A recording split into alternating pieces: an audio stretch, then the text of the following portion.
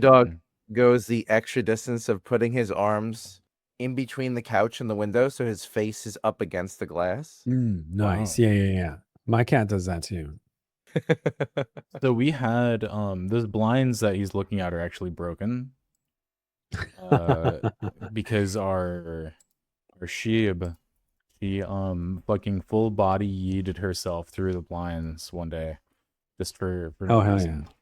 And Powerful. we have a replacement set of blinds that are just like sitting in the corner. But I'm too afraid to put them up because I fully suspect she'll just do it again. Yeah. So they're That just sounds gonna about sit right. there until we move out, and then we'll Hell put yeah. up the new blinds and hopefully not get them taken out of the deposit. Nice. Mm-hmm. Yep. Um.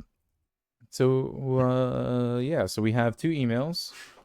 Oh, cool. We We're just have jumping into it. yeah. We have. Well, I mean, I would you guys want to? Mhm. I guess we could talk about the plan for the end of the month or Oh yeah. the celebration. If I Mhm. was giving Myth shit. I'll do whatever, but I want it to be harder. no, I want it to be Of course you want it to easy. be harder. Yeah, because you're I think yeah. it has to be like something that I like the idea. And look, we're kind of teasing it right now by not I saying don't. what it is, but we're talking about it. Yeah. Um, like I like the idea of maybe people joining in and like they can like, maybe it's a three-way competition, but like everybody else can run along and try to Right. distract or Yeah, disturb. and I'm okay with putting it out there. I just want to make sure that like when Mhm. we officially announce it, we know what day we're gonna do it. That way, if people Yeah. do want to come along, they're more than welcome to. You know. That's why I also think it should be in the same place. So my only thing that I don't like see the same place mattering that much is once we get into it, we're all gonna be separated anyway. Mm. I think you're underestimating the separate, or I think you're overestimating the And separation. and knowing the map, like knowing the route without the maps. Like if I start where you are, I'm just gonna follow you because I don't know where the fuck to go from Yeah, D&D. that's true.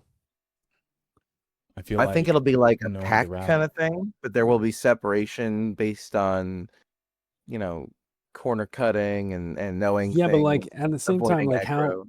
how do we verify that like Myth hasn't placed mules along the route to sneak and visit him or like pop a little like I think chocobo sneak and bazooka viz or is something. disqualification. Everything is gonna be live streamed. So all Yeah. I figure what I'll do is obviously I'll be streaming my Mhm, view, and then I'll do a mhm, picture in picture of your stream in the corner so that mhm, we can see what you're doing so you can't do any sussy mm. stuff. And Yeah. then Dex can stream in I can stream. Discord, either in Discord or in Twitch, wherever he wants to. And we'll have another picture in picture. So we'll have all 3 views on one Yeah. screen. Yours will just be significantly smaller than mine. Oh, yeah, Because yeah. yeah, for political reasons. That's okay. From my perspective, I'll do the opposite. Yeah. Yeah. I agree. But yeah, I think if you guys are okay with doing it on the 23rd, then we can just plan that. I don't think I have anything going on that weekend. It's just Yeah. next week and the week after, and I'll be busy. Hell yeah. I mean, I don't think I have anything busy. I don't know what life looks like 2 weeks from now. So who knows? But Right. I imagine I'll be free. Great. So, the Amazing Race starting May 23rd, The Amazing and Race. we'll, Want to It's shell gonna out? be the Good. 1 year Blurred Pass podcast anniversary. yeah. Can you guys believe it? That's That's crazy. yeah, it is crazy. I can't believe we've been putting up with each other. We've only kicked Yeah. one host in an entire year. Yeah. Yeah. Well, I'm not it's mostly you guys. Like I don't remember when I started joining regularly, but it's you've got a couple months on me at least, right? I think it's only like a month or two. Oh, I think it's really? a Has month. it really been Yeah, that yeah. long? Did I We don't first do this in like June. You That's came crazy. on for like episode 4 or something. Yeah, Something crazy. crazy. Prime weapons with Yeah. Hegmo. Jesus Christ. Hold on. I've got. I guess we could look www.youtube.com. I already am. If you 10 wanted to months find ago. the podcast, you could go to www.youtube.com and search for Mythposter Syndrome. Oh, I thought you were gonna plug Hegmo.com. Where There's the a link on there. podcast is live. June 21st, Hegmo. June 21st was the first episode with Hegmo. That's crazy. Yeah, so we're coming up on your anniversary as well. We'll see if you make it to June 21st. There's been some internal discussions, but we'll talk about that later. Yeah, that's fine. Yeah. There would be severance. Oh, there's severance. Never mind. I was gonna say something, but Oh man, yeah. Our the severance package for Blurred Podcast is once you leave, you have to go do a world first master trial there. It's in the contract actually. Damn. So next, I have to wait until they create another master trial and world first it. Yeah, and you can't. Is it retroactive? Put out Like, any, do I have permission to leave? No, it's not retroactive. You actually can't put out any content or stream or do anything on YouTube until you complete that either. Until I world first it. Yeah, world first. Well, I hope I don't get fired. Yeah, I guess you should have read the fine print, to be honest. Yeah. My cat is in a cone and he's trying to like sit on my lap, and he's not doing a good job of it. He's not having a good. I'm so sorry. Whoa. I heard that head shake with ears flopping against the inside of the cone was what that noise was. Yeah, that is exactly Hegmo knows cats.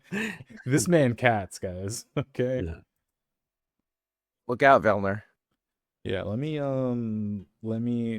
put. I think pound for pound, Hegmo has much more cat than Velner. I've got 5 cats, and several of them are quite large. But Dandy's pretty heavy, though. Dandy's a big dude. Yeah, notoriously big, in fact. Okay, let me put my cat in the other room, and give my dog a chew. That way, he's kind of distracted, and then we can get this started. Cool. Sure. What are you up to, Heg? I'm mastering Thief. Oh God. Mastering Thief and Limbus. It's one of my 4 jobs that I have yet to master. 5 jobs that I've yet to master. And I've been doing Limbus. Actually, pretty awesome. One, I made like over 1,000. I did my Temenos clears. I've just been climbing and doing my clears on Thief. And I did 3 of my Temenos clears on Thief. It got me like 900 points because the CP campaign's live right now. You get up to the point where you're getting like two job points per kill, and so it's super quick. And then I totally forgot. I spent all my unique data today. I forgot that gives you job points too. Oh yeah, they added the XP to it. Yeah, I turned in I think it was 14 boxes, 14 unique data stacks. No, it was 10. Sorry, 10 unique data stacks, and I got 150 plus job points. Wow. Yeah, that is actually crazy. Well, if you're a tryhard, you would just switch jobs to something you need to. Yeah. Well, you also get exemplar points alternatively if you're in exemplar range. Yeah. But yeah, I mean, I'm master leveling one of our groups, Dark Knight, right now. I mean, that's what I do in Limbus. I've never been able to do that through unique data, but in theory, it sounds nice. Yeah, I was just saying, like I today from yesterday, I've done 3 Temenos climbs, turned in 10 unique data boxes, and I'm starting Apollyon right now. I have done 0 Apollyon, and I started with like 10 job points on Thief, and my combo total right now is 1,280 or 1,328. So Wow. 1328 job points off of From 5 Limbus runs? in one day off 3 runs. Three runs and a couple chests. 3 runs That's plus crazy. unique data. Yeah. Wow. That's Champion. really cool. It's quick. Do I we mean, want to go ahead? we love to complain about Limbus. But It's good there free are experience. some good things. Yeah. There are some No, good things. absolutely. Yeah, I think if Limbus has one thing going for it, to me, it's being able to get multiple rewards while you're doing one thing. It accommodates it. It's a varied reward where you can you feel like you're progressing multiple things at once, and it accommodates a wide range of people. So you could be starting master levels or trying to grind out your final, starting capacity points or trying to grind out your last exemplar points. And there's a reason to be there. So it's kind of a very large spectrum of experience. Yeah, absolutely. Guys, are we talking about how much we like Limbus? No. Is that what's? Yeah. No, We're back. not. Our friend Qzar in chat, he's been burning out. He came back to the game. He went super hard, and he has for the past week been burning out in Limbus. He's just been like, I don't even want to log in. I don't want to play the game. He sounds a lot like Myth and I do, like often. And earlier today, we were kind of talking about like the difference in eye levels of like 119 was 135, how much exemplar points you get. And even Qzar was like, oh, I just tested at, I've been running at 119, but at 135, you get like a ton more exemplar points. I'm actually motivated to like go back in. That's and awesome. And do some Limbus today. I'm like, I think that the sentiment's swinging. It's just, Yeah. I don't know what it is. We're all pro Limbus now. I think Limbus is great. Don't speak for me. I think for me it's a balance. Like when I was forcing myself to do 10 rounds a week, which ultimately took up most of the time that I was playing the game. It wore me out really, really fast. But this week, like instead of doing that, I've basically just like did Zevioso clears for people all week. So I got like 5 groups of people who didn't have Zevioso V25, those clears. Hell yeah. RP'd my Kanga, and like I've been tinkering with like gear sets a lot this week. Did you rotate one person and just like, or did you do fresh people? We rotated like 3 or 4 of them at a time, depending on the day and how many people were interested. So that can be tough. Yeah. I mean, don't get me wrong. Like we lost a fair few times, but we were still getting, 1 to 2 clears on each attempt. So I'll take it. Are you burnt out on bees now? I was getting a little tired of it by the end. My hands, what I was RPing was the Akanga's gloves. I didn't quite get them to R30. I got them to R29, and they're like 3,000 points away from R30. But by the end of it, I was like, you know what, I can take a break from this, and I'm pretty sure I'll be okay without that 1 extra attack on the Akanga's gloves. But it is I was actually like move right there.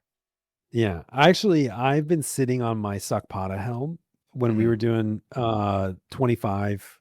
Zorak and I were doing 25 clears, and I got my helm to 29. I think it's like 3,000 points away from being capped, being a rank 30 Sakpata helm, and it's been like that for 7 months now. I'm like one of these days I'm going to go back and kill it. Yeah, but sometimes it's I don't hard know. I'm to like, get the motivation to go in. But I guess like gets one too. You could just beast master that. You think back and you're like, man, think about all the times that I was like, if only I'd done 1% more damage. And that Sakpata helm alone would have been 1% more damage. Yeah. I was like, if we had killed the bee 3 more times, I would have been done. Because you get almost like 1,000 points more if you kill it. Yeah. So, Are you using seals or whatever or amps? yeah, of course. You Yeah, have to. nice. Yeah. Could you imagine RPing something to R30 without amps? Holy shit. That's a level of masochism that I don't think even Dex would do.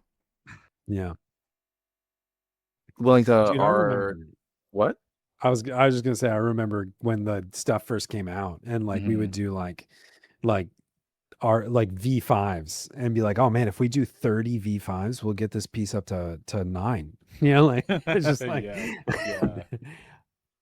Oh man. Congrats to Yeah. Fenrir. They just killed Omega. Oh Oh, nice. nice. That's awesome. Oh yeah.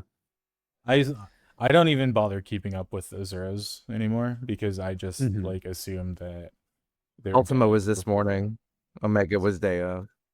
Yeah, we got Yeah. Ultima this morning here, and we had Omega and Ultima pop this morning for us. The question marks were a little bit behind on Shiva, and we killed Ultima, and it was like a much larger turnout than we've had before. Up until this week or like this month, like nobody's been showing up, and it's been like half an alliance or maybe one full alliance, which makes it really easy. And something I don't know what it is this month on Shiva. Suddenly everybody wants to participate and like get the unique data and all this other stuff. Maybe everybody's realizing that there's value in that. But having like 3 alliances doing Ultima, we were like It's crashing hell. out. It was awful. Hell. And Just so too we many finished people. Ultima. We finished Ultima and we're like, do you want to do Omega? I don't want to do Omega. And so we just were like, well, let's save it for tomorrow, maybe. Yeah, that makes sense.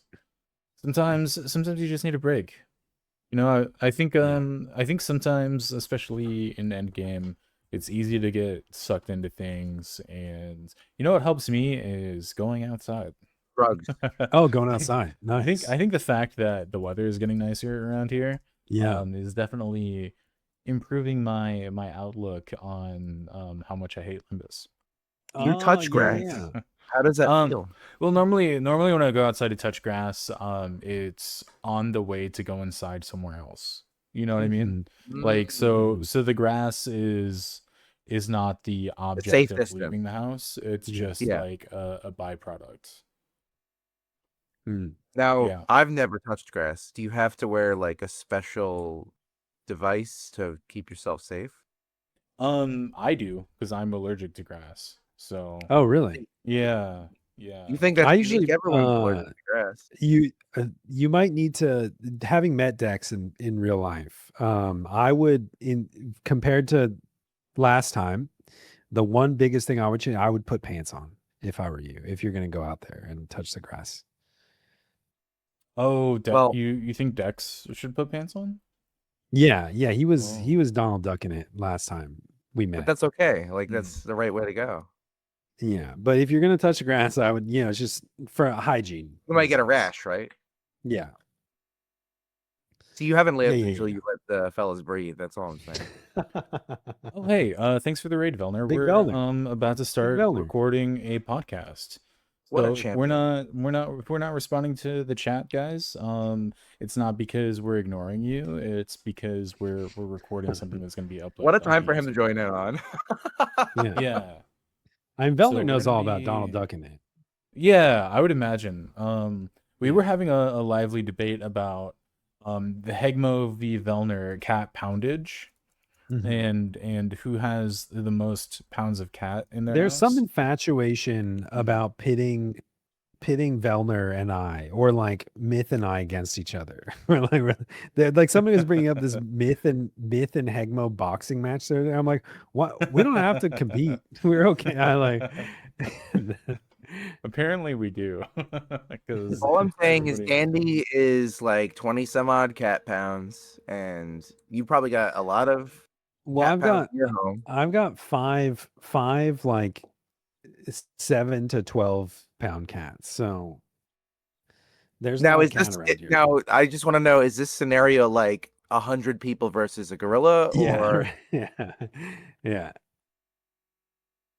Look, Good I question. don't like. I'm not. One of my cats is exceptionally good at combat, I can't Mhm. vouch for the other ones, but I don't think the real answer is I don't advocate for cat fighting. So we don't have to. We don't See, even have to get into this is the when ring. we're gonna have this on record. In 10 years from now, we're gonna find out about the Hegmo catfighting rings when in like a scandal.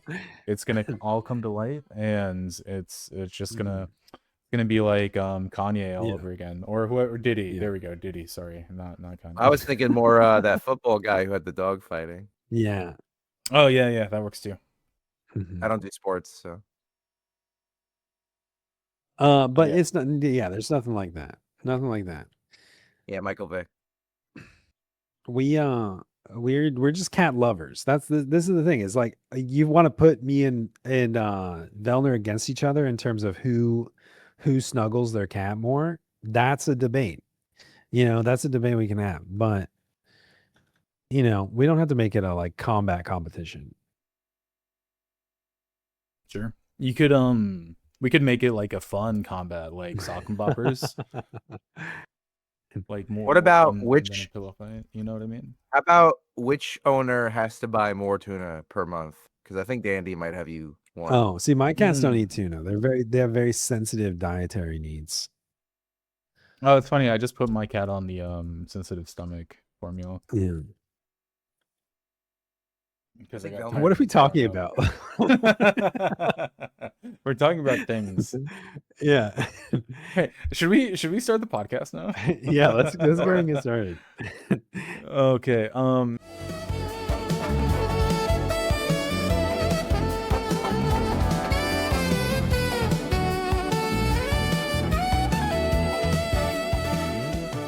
Welcome in everybody to episode 33 of the podcast of Blurred Podcast. Oh my! I think it's 33 or 34. I can't remember.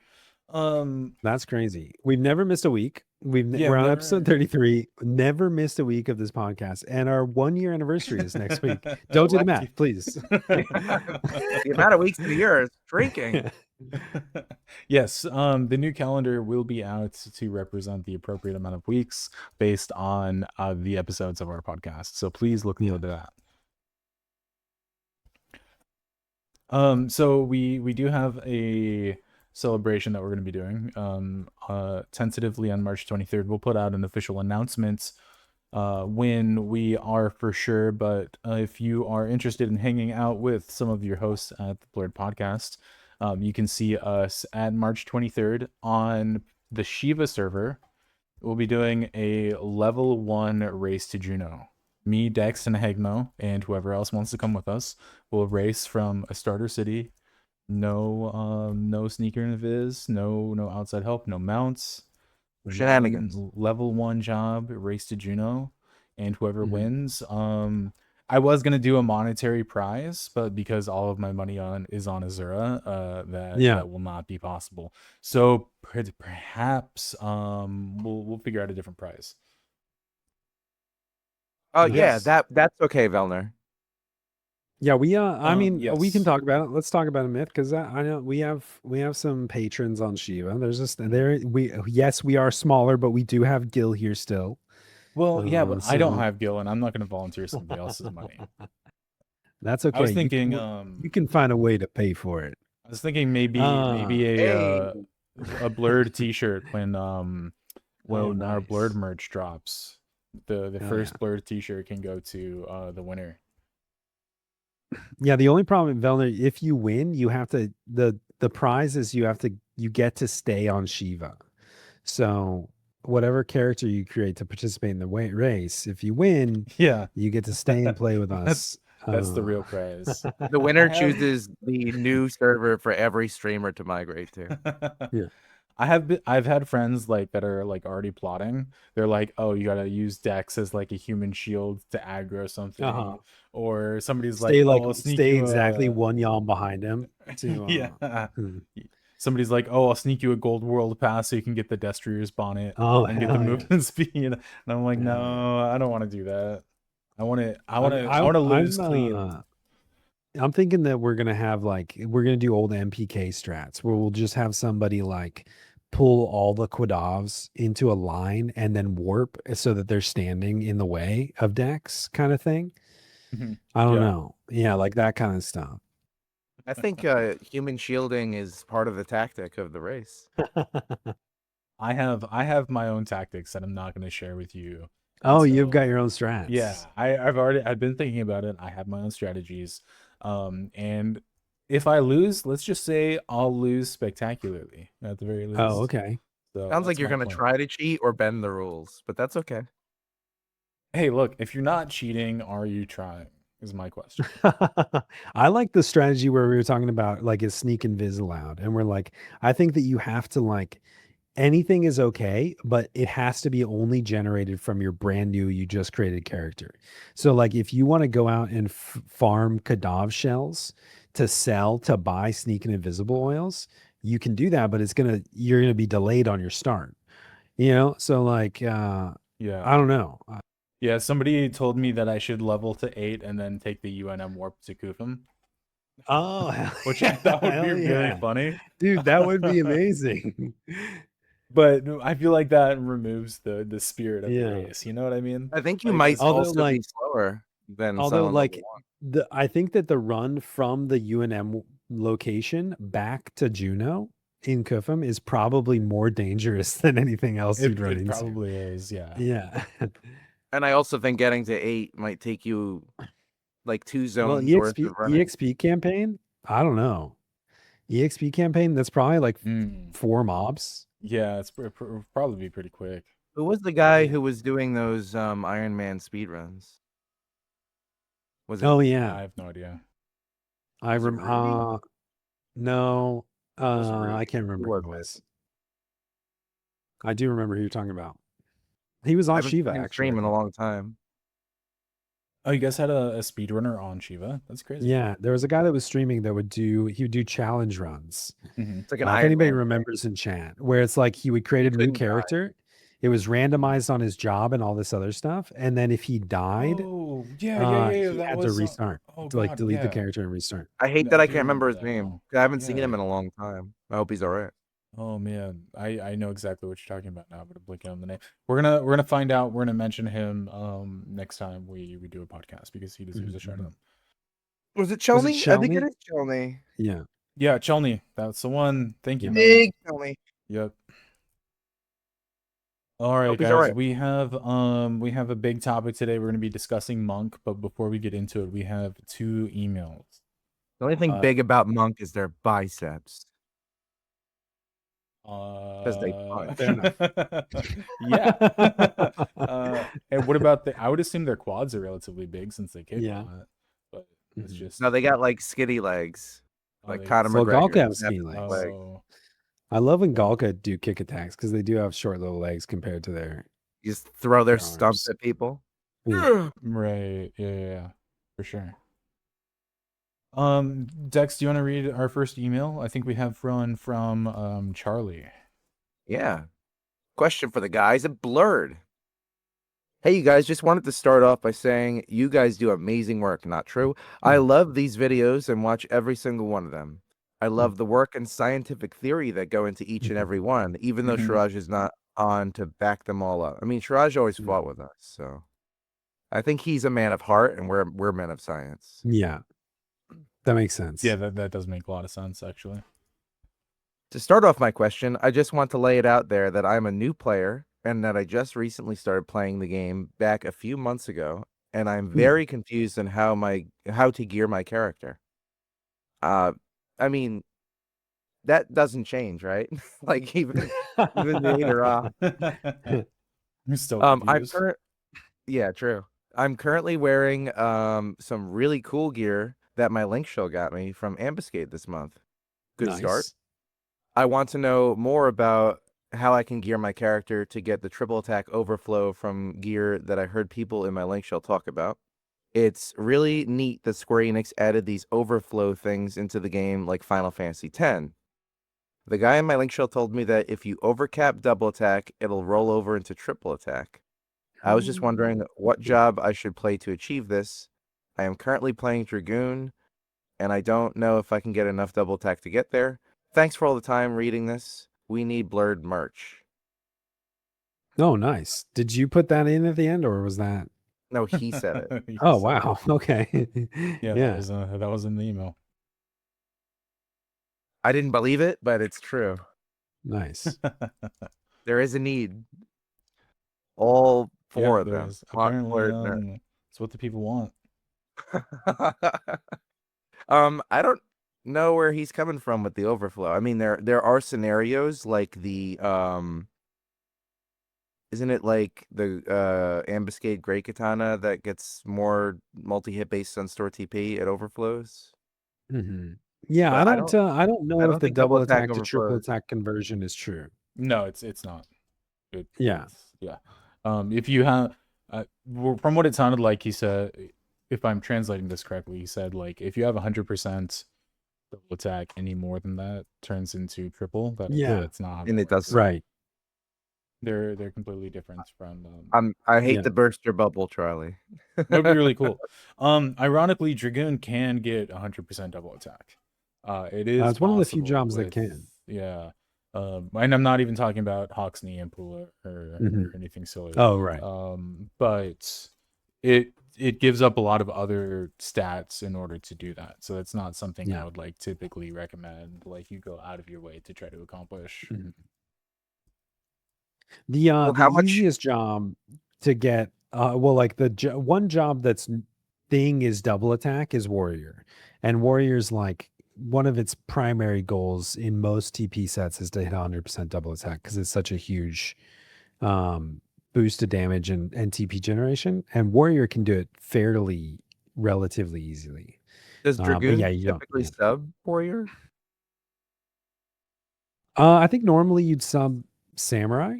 It Hmm. depends Yeah, that on what makes you're sense. doing. So like warrior would be good for like if you're doing segments and you're doing a lot of single wielding, sub warrior would be really good. I'm just thinking Dragoon is unique in that it doesn't really need the Hasso haste. It has its Wyvern haste, right? Well, you Right. can. I think Dragoon's one of the few jobs that can actually cap job ability haste because it can stack Hasso and Wyvern. Yeah. So if you're doing two-handed stuff, a lot of the time you still want sub Sam.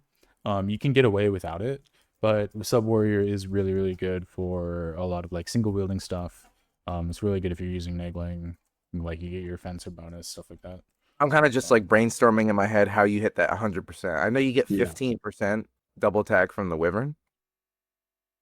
Yeah, so you have your Wyvern. I think you get something like 15 to 20% from the sub job. Dragoon has a lot of native double attack, like the Sirota earring. There's a lot of JSC True. that have big chunks of double attack on it. It's out there, but you're giving up a lot of like store TP and other stats in order to get there. So it's like it's not worth it.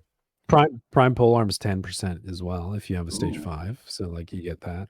Right. If jumps function differently, I would say that it might be worth it, but because you get so much TP from jumps, achieving like an X hit with like a double attack proc rate isn't that important for Dragoon. Yeah. But to the spirit of the conversation, it's irrelevant because it doesn't overflow.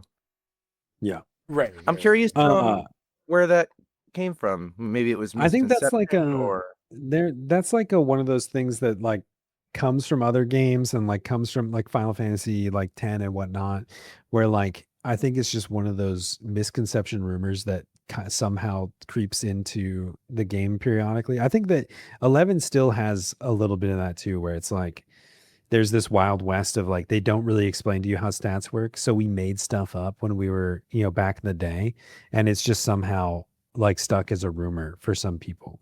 Yeah, it's just one of those things where I think it's more common on smaller servers, but you can say anything that you want to, right?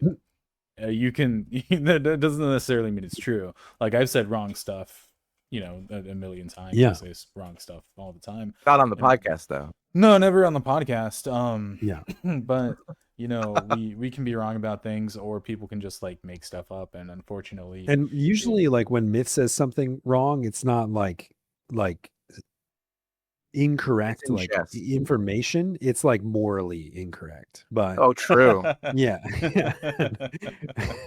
Right. But it's just one of Damn, those you can things do that? where like everybody, even the, not even joking, even on the podcast, like you should double check that the stuff that Yeah. people say is correct. Or there's really good resources out there. You can always ask somebody that you trust. But I would also probably double check their work. BG Wiki is filled with really good resources, and you can And figure out some how of that exactly information is interact with them. sometimes wrong too. Yeah, I mean, and ultimately it's a player driven wiki, so It's all there's created by players for players, so players can Mhm. be wrong or Yeah. misconstrued or I will say though that the wiki staff actively like puts in work to make sure that things are written in a way that are both accurate and comprehensible. Yeah. I there's think they wiki do a pretty staff. good job. Yeah, they're very active on the BG wiki Discord. If you guys ever have any questions, On the or Discord. if you want to contribute to BG Wiki, I would recommend going on to the Wiki Discord. There's lots of good resources on there. Yeah, it's good stuff. Oh yeah. I feel don't bad really contribute that because I'm too stupid. I feel bad that the email was like, all my friends in my link shell are saying this cool thing, and I love that. It's awesome. How do you guys want to do it? And we're like, that's not real. Yeah. So but I guess like okay, so going back to the confusion about how they're gearing their character or Yeah, they're how tricky. to set up. Yeah. So they have, I'm assuming, What do you Flama gear recommend? now. Yeah. What would the next like progression to direct them towards without getting like too I into the mean, weeds?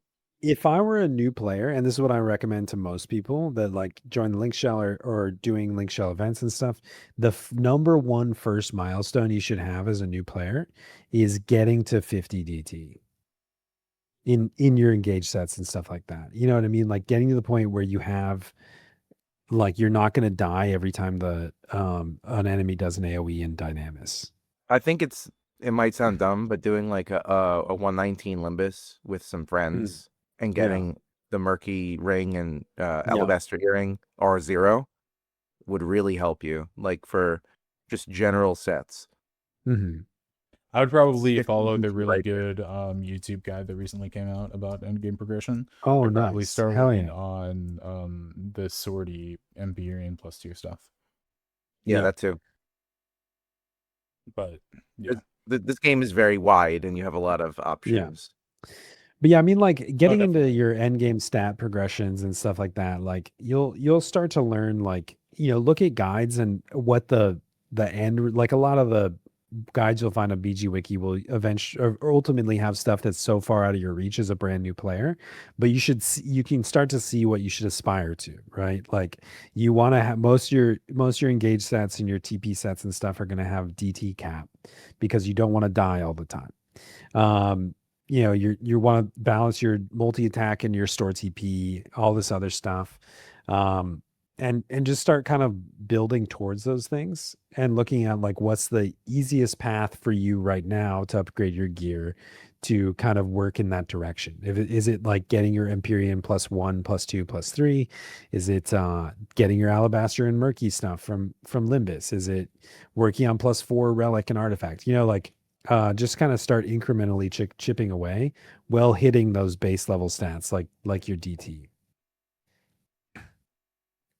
So Yeah. That would be mine. I Yeah. just Googled FFXI endgame progression, and the very first link is BG Wiki. Then some website I've never heard of called MMOGAH. Okay. Followed by Auction House, Reddit, and then a YouTube link. I clicked the link. Oh, okay. And what do you Cool. know? So, It's this guy yeah. Myth-Poster syndrome. Wow, that's crazy. Oh wow. Myth, Yeah, that is could I solid. just one favor in the future? Could you not do like self promo plugs to emails like on your sock account to like set up the Right. because My I got in stock trouble account. for that too when I was sending in all Oh, these really? emails that I was like, oh yeah, of course Hegmo does stream all the time at Twitch.tv. I'm just kidding. Yeah, no, when you were talking about like we'd get emails being like, "Hey, you should increase Egmo's pay," Or Yeah, hey, exactly. Yeah. you should make Oh, that was mostly just hash brown though, and that was unsolicited. just make it the Hegmo show. Who needs these other hosts? Like stuff like that. Yeah, for sure. Well, I've been Yeah. saying that for a long time. I just took a book or a page out of your book. I'm just trying to Yeah. No, that's fair. That's all is fair and Well, now you're gonna have to love and podcasting. repay him for the book because a book without a page is worthless, right? It's ruined. I don't well as you know, I don't know how to read, which is why I never read the emails. So it's really the same value to me. So Is don't that a worry about Galca trade or a Hegmo it. trade? I was talking to somebody in another Discord, and they were we were talking about what we were going to be discussing on the podcast today. Somebody asked a question about you, and I said, "Oh, Hegmo will show up, and he'll be like, hey, what are we talking about?"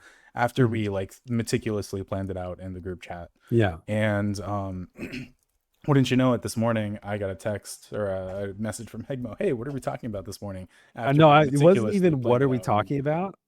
I said, are we doing a podcast today? Yeah. So one step further. I think it's blurred for a reason, right? We yap 2 to 3 Yeah. times a month sometimes. Yeah. Outside of the scientific effort that goes on in the background, not much planning goes into these episodes anymore. Cool. Do you want to read the next email, Dex? Sure. I do what I'm told. Thanks, Charlie. Milo again. This guy. Podcast question. Hey guys, Milo here. I wanted to thank you again for putting out these podcasts. They are my favorite. Hoping you continue to do job-specific episodes. Really enjoyed the most recent Dragoon one. My question today is about princess parties, meaning everyone in the party is adjusting their role for the benefit of a single job or off-meta strategy rather than buffing for a physical DPS setup that you see more commonly.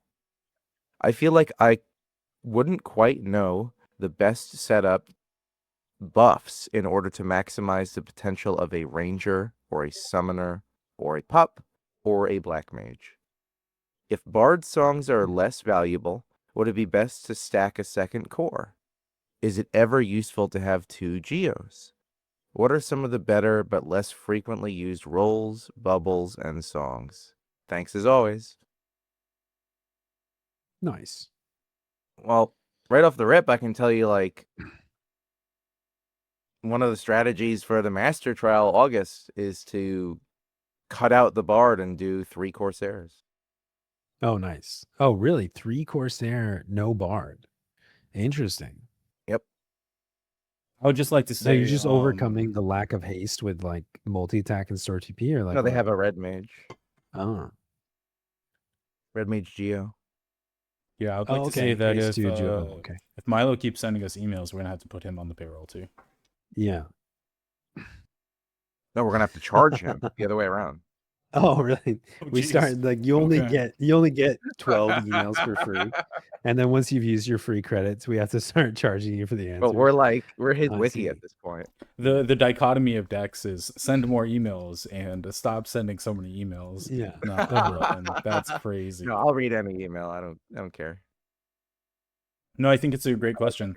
In my mind, and you guys can feel free to chime in on this, a princess party is more centered around a princess job. So like I think Ranger is a perfect description or a perfect example. I think Black Mage is another good one. Yeah, that's true. And in my opinion, like these are jobs that you pull out for very specific reasons, and you cater the party around that job so that they can do their specific like things. Which is really like ultimately catered around the scenario, not necessarily the job. The job is just the tool to complete that fight. Right.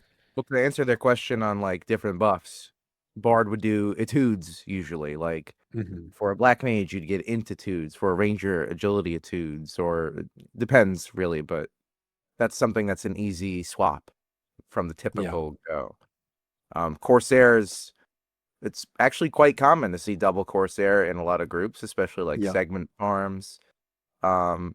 Meister's roll tact or Meister's roll, I've seen rogues, monk, It depends on what you're doing. I mean, wizards roles are pretty common in Yep. magic based stuff, for like, you know, being able to put up more defensive stuff to cover not having a full healer role where you're putting up gallants or something like that. But yeah. Double Scholar was popular for Mm. 8-boss mage sortie groups. Those were a lot of fun. One scholar would generally be like taking care of buffing, one would be doing like skill chaining and stuff. To an extent, Nice. that is a princess party because there's still a black mage there, and they're just doing this double scholar thing to always have skill chains available for the black Yeah. mage. Yeah. Yeah. I'm trying to think of some other like good examples. I know like we've already said ranger, but like the old Zerd strat of true flighting Zerd was a good example of a princess party in my mind. Yeah. He had I mentioned mean, summoner yeah. and pup. I don't really think Mhm. so much that they're princess jobs. When you do summoner or pup, you typically have a bunch of them, Yeah. and you'll have like one corsair to give 2 buffs for that, and that's that. I mean, maybe in the Yeah. case if you had like, there's just not many scenarios where you have like the mega buff puppet master anymore. Like there used to be some ambuscades and stuff like that, but there's not many scenarios where it makes sense. But there are, like, you know, you're talking about if you want to go all in on pup, like you're for some reason just trying to do cap damage nukes on your puppet master on locust mobs like me, like you'll use like the pet benefiting roles that you never use otherwise. And like, you know, sure, like you're super buffing pup nuking. But the It's situations in which you'd use that are very rare, in my it's what opinion. beast draken, Yeah. and then the off Yeah. ones are like companions Yeah. and puppets. Yeah. So yeah, Most there's stuff like that. definitely. I would say as well, like you know, if this is maybe more meta, but I think that there's, you know, if you're talking about super buffing one role, monk, Right. very common to see, like for Lilith, for even Ammonon, for uh Odin and stuff like that, where you literally just build an entire party around only one monk being engaged, capping subtle blow, and everybody else is just feeding the monk. You know, that kind of stuff. Yeah, there's a popular sortie strategy using a samurai for 8-boss, Mm. and it's literally everybody in the party buffing the samurai Yeah. to the gills. It's like red mage, bard, geo, core, like everything to buff the Yeah. single samurai so it can do big skill chain damage. There's lots of different That's, I strategies mean, out there. yeah, that's how I've been doing my Ammonons, is super buff monk, monk, white mage, bard, core, geo, red mage, and everybody just watches while the monk kills it. Right. I've And seen also, double they also geos for certain pieces of content, like 2 geo, but really.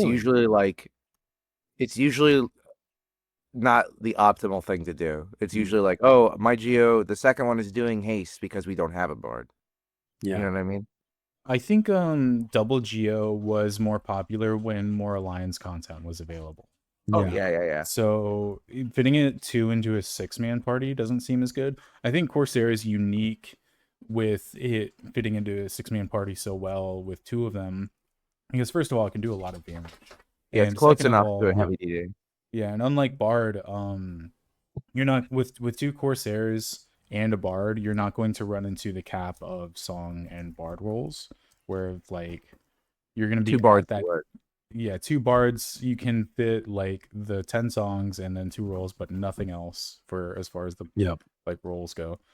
And then you just start to run out of like useful songs when you have 10 of them up. You know, that was a lot more popular Yeah. when you were doing like a lot of carols for helms and things like that. Not so much these days.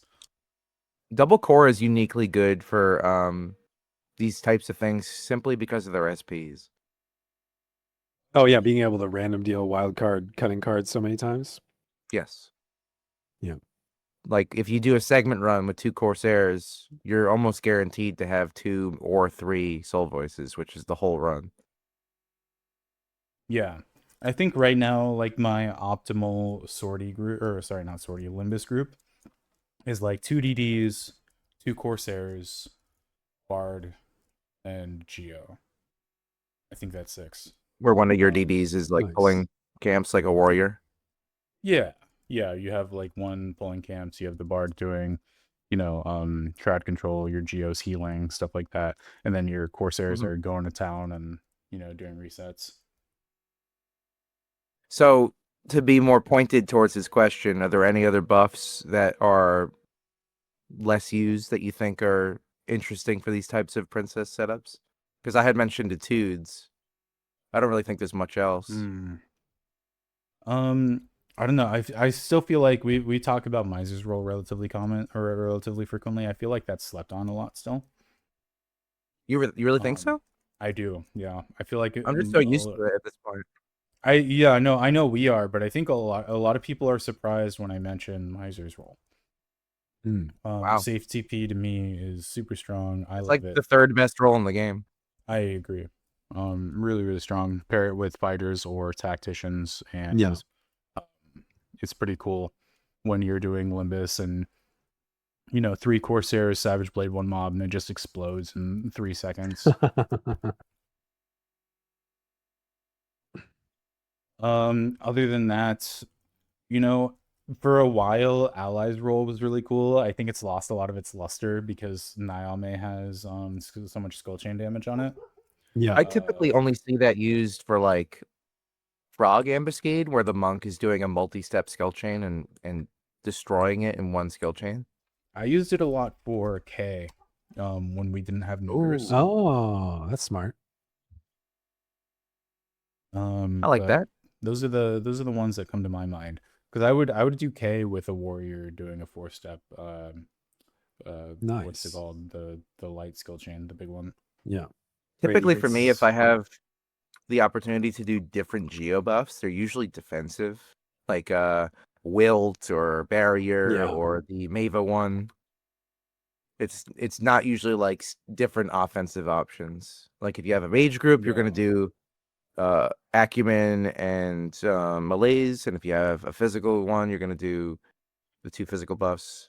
It's not usually like anything different. But having 2 geos would just mean like you could do both, or buff your guys for hybrid shit, like Mm. doing magic and melee. Yeah. Right. But yeah, those are the main things that have come to my mind. Yeah. Cool. Thanks Either for way, the email, thanks, Mike. Milo. Appreciate that. And don't worry, Dex is not going to put a cap. If anything, we're gonna add you to the payroll. Yeah. We'll put them in the credits at the end. Cool. So topic of the day, guys. We're gonna be discussing a job that I don't know anything about. So I'm hoping to learn something today. You guys are. Monka S. We're gonna be talking about Monk. Monk. Oh my God. My only experience with Monk is watching it doing Guy. Oh, okay. That's pretty much it. My friend has a Monk. He's got Varga Pernicala, and it seems okay. Yeah. Hegmo, how long have you been playing Monk, and why do you play it? Well, Monk is one of my favorite jobs in the game, like historically. I think that like I have a very distinct memory of being a level like whatever 40 warrior or something in Crawler's Nest and seeing a Galka monk that's just like kitted out, like Jujitsu gi, Ochido's kote, whatever brown purple belt or whatever, Federation Kiahan cross counters or like whatever all the best gear was at level 45, and he's just like shredding crawlers solo. And I was like, oh my God, I have to become that. And so since like the 75 Rise of the Zillard era, I've wanted to be a monk. I think I probably started playing it a lot in the Abyssia era, like because it was a very good duo job, and I would duo a lot of content with a friend. Um, and it's always been one of my passion jobs. I've always kept it leveled up. It was the first job I really got into a Rima. My first Rima was Svarai, and then God Hands immediately after. First job I ever used for end game content when I came back to the game. But yeah, I played a lot of Monk. It's one that's near and dear to my heart. Belts were always the coolest thing. Like back then, having haste was so rare. Oh yeah. Yeah, those were a big deal. I'm trying to think. Brown belt was the cap for most players, wasn't it? It was pretty hard to get your black belt. Yeah, most players didn't get black belt. 'Cause you Yeah, I needed think the kings, the land kings. Yes. yeah. It was tough. It was a tough one to get. Like I think I remember getting to the part where you need to kill the marble. I can't remember what its name was. And just it's like it was a 24-hour spawn or something, and just being like, how does anybody do this? More This is vulgar crazy. and Yeah. he's annoying. They removed that Yeah. time gate though. Nice. He spawns like every 2 hours or something now. Yeah. But that was the one that held people back for sure. Mm-hmm. And I don't remember exactly how the old belt system worked, but basically you started with a white belt at level 1, right? that was the item that you got instead of a weapon, and then you farmed items to upgrade it through a quest. Is that, or was it a different belt that you got to you don't upgrade it, you just get new belts. Yeah, you just get you just get the belts. You go from white to purple, right, brown to black. Yeah. Surprised there's no blue in there. It's crazy. Yeah. But yeah, so Dex, do you play Monk at all? You geared it, didn't you? I have a decent monk. I'm not like a monk enthusiast. I just have, a bare bones monk that I use for stuff. So I know a little bit. I'm not Have like you been an able expert. to pull it out for anything? Yeah, I've used it on Ngai. Oh, cool. And tier 2s and stuff. Not much else though. Yeah. Is Monk a job that you guys would recommend to new players? I think it's not a bad job for new players. I think it's a job that it pays dividends if you put a lot of time into it. Mm-hmm. And more it's becoming popular to use in endgame strategies. For the longest time, it was more of like a TP denial option. Yeah. You'd see it in like things like K. And, there wasn't many blunt fights. But now there's more options for Monk. You're seeing it more popular to bring in Sortie. It's great for a bunch of specific bosses in Odyssey. And I've seen Monk tear it up in Limbus. And you don't need to have the money toss item. You're just fine as is. Right. Yeah, I think Monk, like, to a large degree, like, really one big thing as a new player job is that, like, you can do really well without a Rima, and then your best weapon arguably forever is for most situations is probably going to be God Hands, and like generally Aeonics are the easiest to get of all the Rimas. So like you can really get into end game Monk progression fairly easily. What would your first hand be before Karambit? I think Karambit is really good. I mean, honestly, like I was gonna say, Karambit is probably like the best option going. They could buy like Sakpata's fists, right? Yeah, I mean, I guess it depends on, like, if you're a new player in the 45-day cap, then you can't get Sakpata's fists. But like, Sakpata fists are a good transitional weapon, but Karambit will take you pretty far. If you have the Gil, the SU5 are really actually pretty good on Monk as well. But just progressing towards God Hands goes a long way. When we did our V20 in Guy, and I feel like I've said this before, but as an aside, I feel like the V20s were harder when they came out than the V25s are now. We did an SE5 Monk for Ngai, and it worked just for defense. No, I think it was just because he didn't have Varathragna, and at the time Primes didn't exist, so this was just like the next best thing. And we didn't have any issues with it. Nice. Gets the job done, boy. Yeah. At the time, I think Varathragna, at least the theory was Varathragna was stronger than God Hands. But we, you know how things are with 11. We're constantly like changing up strategies. Just yesterday I had this conversation. Someone I know still thinks Verthragna is better during Impetus. I don't believe that. I've actually never believed that, but you know, that's been a prevailing theory for a long time. If you're I willing think you'd to have drop to your you'd TP, have right? to parse it. Like you really have to like compare the total damage output over time and stuff like that. I think one thing that to the Varathragna like argument, one thing about Monk in general, at least historically, Monk can do some crazy, like it can do cap damage, Howling Fists, and Dragon Kicks and stuff nowadays. Raging Fist. Raging Fist it hits ridiculously hard as well. It has really strong weapon skills, but like one thing about Monk is that like you attack so much. And like there is actually a case against Varathragna because there's so many attack rounds and it only applies to the first hit and everything else. But like you have two fists that are hitting twice, and then you can also or thrice in some occasions, and then you're also kicking very often. And so like it's easy like to look at, well, like there used to be an argument between like Dark Knight or Warrior, which are like doing these big single hits, like you're building up to do, you're just looking at the big number because like doing big number looks cool, but Monk is doing like that damage spread across its TP generation phase in a really different way, so it like generates so much damage through white damage as well. So I think that's where like the Varathragna argument comes from, where like you're attacking so much so rapidly with Monk that it's kind of offsetting slightly lower weapon skill damage. Um, I still think God Hands is probably, I use God Hands. I have Varathragna, I have God Hands, I have Varga Purnakawa. I use God Hands still 90% of the time. I just want to sprinkle a little bit of context if somebody's not familiar with what we're talking about.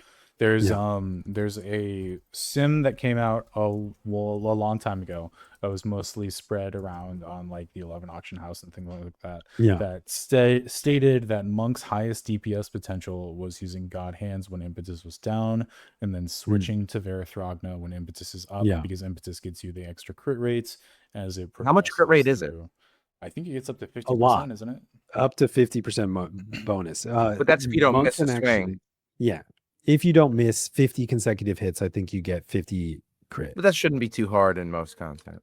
Yeah. Right. Well, I don't know if that is affected by any gear or anything. Like I said, I'm not super familiar with Monk, but I know Impetus is strong.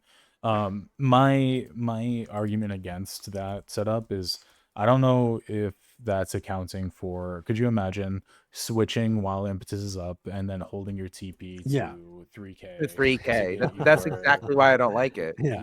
Yeah. And no, it's In a- also just practically it's not practical, right? Because like Mhm. you're also, is the sim accounting for the amount of TP you dump as you make that transition? Like that alone, like if you do one auto attack round that could have been a weapon skill, you've lost any benefit. It'd have to be Especially an since God instantaneous. Hand, Yeah. you would do it at 1K Yeah. all Exactly. the time.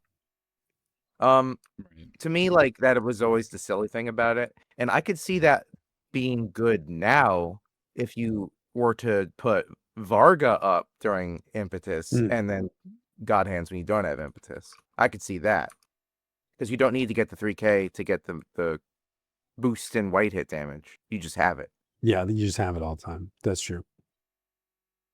I think Monk is the second best white damage job in the game. Like we've talked about how Ranger gets all the crit damage and the crit multiplier from ranged weapons is better base than melee, but Monk does crazy white damage.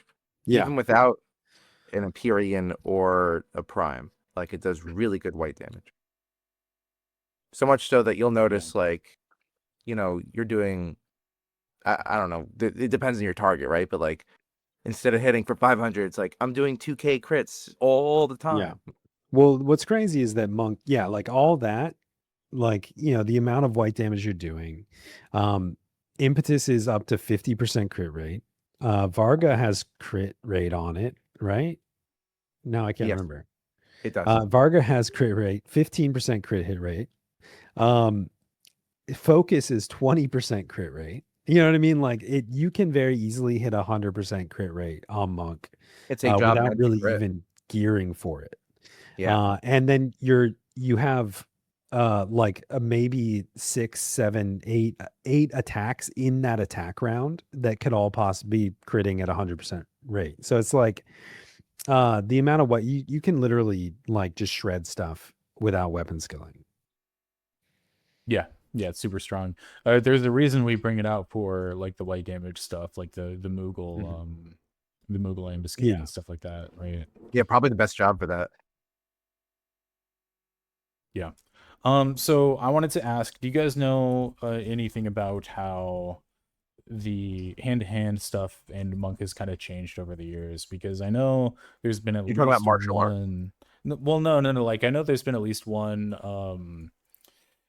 develop or Like what update formula to the weapon refactor? skills. Yeah. Yeah, the weapon Oh, skills have yeah. changed. That was in like I know. 2019. Yeah, Chi Blast has changed over the years, or not Chi Blast, Boost. yeah. Yeah, I don't know too much about it, like off the top of my head, but I do know that those things have changed. Did they make the weapon skills better in 2019? Yes. Yes. Monk was Significantly. debatably the worst job in the game before that change. That's It was strange well, it because also had really terrible weapon skills. You know, like there's nothing that really Victory Smite was about the same as it is now, but it wasn't great. And it still isn't really great, but right. Do you think that was because Monk was so strong in the Adelan era? I remember hearing about how crazy it was for like early Delve. You'd basically make Monk your princess job, like we were talking about earlier, and you'd send a Monk in to like kill the T-Rex or something. I wasn't around for that era, but I've heard some crazy stories about Monk being really, really involved. And this was right around the time that they kind of were trying to outgrow relics and mythics. So the delve weapons were way better than the Rimas at the time, and then they kind of retroactively upgraded the relic upgrade process. I didn't wasn't play around for Adelan that era either. either. Yeah. I don't think any of us really played Adelan Did we era just say the Prime. same thing? Yeah. Yeah. I don't think any of us really were, but you know, like I know in Abyssia era, which is when I was playing pretty heavily on Monk, like it was ridiculously strong just because of how Atmas stacked your counter rate and HP and all this other stuff, and Raised ruins. you just monk tank everything with an off healer. Yeah. And be the tank damage dealer. Chakra was busted as well. Like I think in a lot of ways, Monk was one of the first like heavy DDs that was like, yes, this thing can tank. This thing can take the spot of a tank. Yeah. Even more than Warrior back then, because like I remember I did the same thing on Warrior, but I still needed shadows from Sub Ninja and stuff like that. Well, Warrior doesn't get guard. Warrior doesn't get. We have guard counter. and counter. Yep. Guard It and didn't get counter counter until retaliation, so that's an exception. But I guess to answer your question, like I don't think that they made Monk weapon skills bad because they were strong at any point. I think that the formulas just weren't scaling. It's sort of like the same situation that Bo was in for so long, that a lot of dagger weapon skills are in, where it's like they just don't really scale properly into how stats work in the current meta, or they didn't at the time, and so like they just weren't scaling. So they did a refactor of a lot of the weapon skills. Like Howling Fist was the big one. And I mean, I remember when that happened. I was playing a lot of Puppet Master at the time as well, and Monk. And I remember I took my Puppet Master into Dynamis Divergence, and I was just, this was 2019 or whatever. It's much earlier on in the progression, and I was doing like 70k Howling Fist, and everybody was like, "What the f?" Like out damaging the Tor Cleaver Dark Knight, and they were just like, "Holy crap, this update's busted!" And it still does. Howling Fist still hits ridiculously hard, and they changed it at that time, and just the thing about Howling Fist, right, is if a multi-hit procs, it just goes through the moon. Yeah. I think one of the main changes with the weapon skills was FTP transfer, right? Mm-hmm. Yeah, I think so. For like Raging Fists and stuff like that. They like upped it or added it. Maybe it didn't exist prior. And for those that aren't familiar with FTP transfer, how does that work? So when you have a multi-hit weapon skill, usually like Savage Blade, it is all front loaded into the one hit. The first And hit, yeah. And then the multi hit that happens afterwards doesn't really do much damage. Mhm. But It's kind of like why you'll notice like sometimes with like it's some of the one hit weapon skills I may be a little different than FTP transfer, but like you'll notice that when you'll disaster or something like that, you'll Fimbulvetter, you'll do any of these one hit Mume, and like it'll do 2,000 damage. You know, it's like instead of doing 90,000, it does 2,000. It's because your first hit missed, and this only the second hit or like the double attack proc hit, and so it just doesn't do anything. Is my understanding. Basically, it treats it like an auto attack, and so that's how Raging Right. Fist was working Yes. before. Your first hit would do all damage, and then the subsequent 5 hits would just like be melee. minor damage melee hits essentially. And by that FTB transfer, it basically allows the scaling damage that the weapon skill does to spread across the rest of the weapon skill. So if you miss one hit, the multiplier is applied to all hits instead of just the first one. Yeah. So yeah, it's. I think Monk is one of the strong. main jobs that benefits the most from that, which is good because that so they- many of their weapon skills are many hits. Yeah. Yeah. Monk is a unique job in that of all the melee jobs, it's one of the few that doesn't really like to stack weapon skill damage for that exact reason. Yeah. Yeah, it prefers A lot of double because attack, it wants yeah. to do Yep. more hits means more. It's like multiplying the weapon skill by the amount of hits, so it's a super strong benefit to have. Yeah. I think somebody it's says only the Relic and It- Prime that want weapon skill damage. yeah. I believe so, yeah. Somebody asked, is there a way to see what weapon skills have different FVT scaling in like any stat in Final Fantasy 11? No, you can't see any information on how it actually works. It's been simmed out, and people have like kind of figured out what estimated FTP and all this other stuff is, but you can't like look at your weapon skill menu and see how the wish. formula Yeah. works. Yeah, so the FTP like factoring, like the amount that FTP scales is listed on the individual weapon skills. And there is an FTP page on BG Wiki that kind of explains Yeah. it. Your best bet to understanding this stuff is going to like your FTP replicating weapon skills page, the FTP page, and kind of like looking at those. And on the FTP replicating weapon skill page, it shows you how much FTP each weapon skill is factored by for those that do transfer. That's cool. I didn't know there was a resource for that.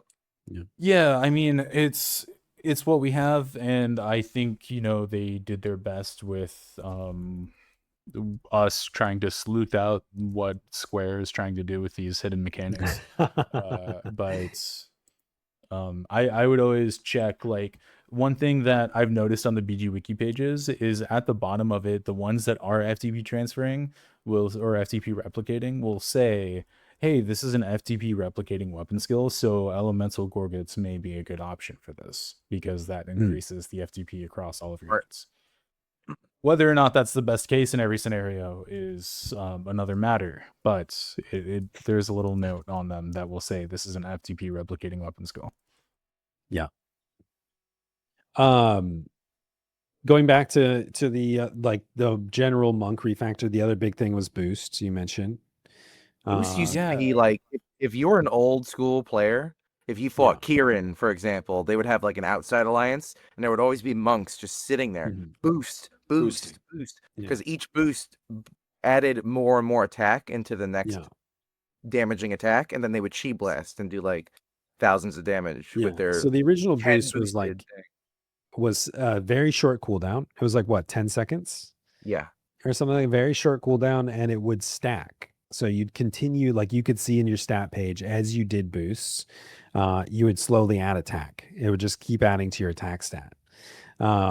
In like normal gameplay, like you would, I remember leveling Monk, and like between pulls, you just sit there boosting.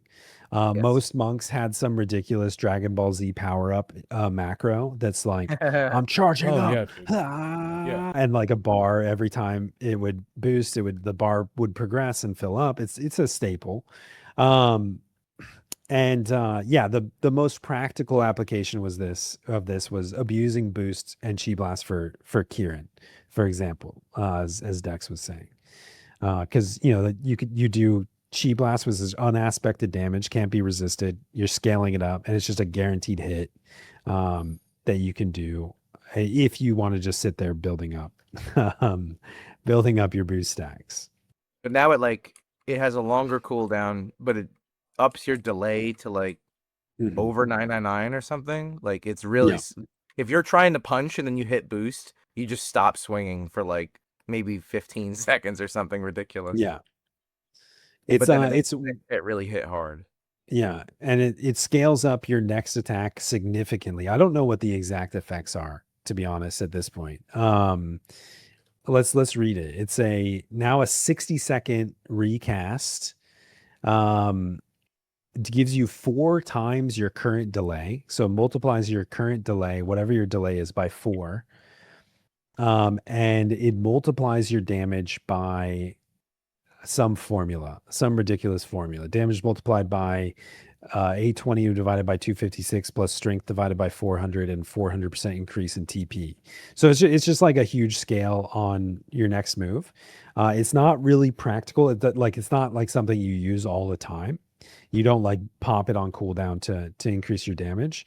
The way I use it, which is actually maybe the intended way, I don't know, is I use boost as a disengage mechanic. So like when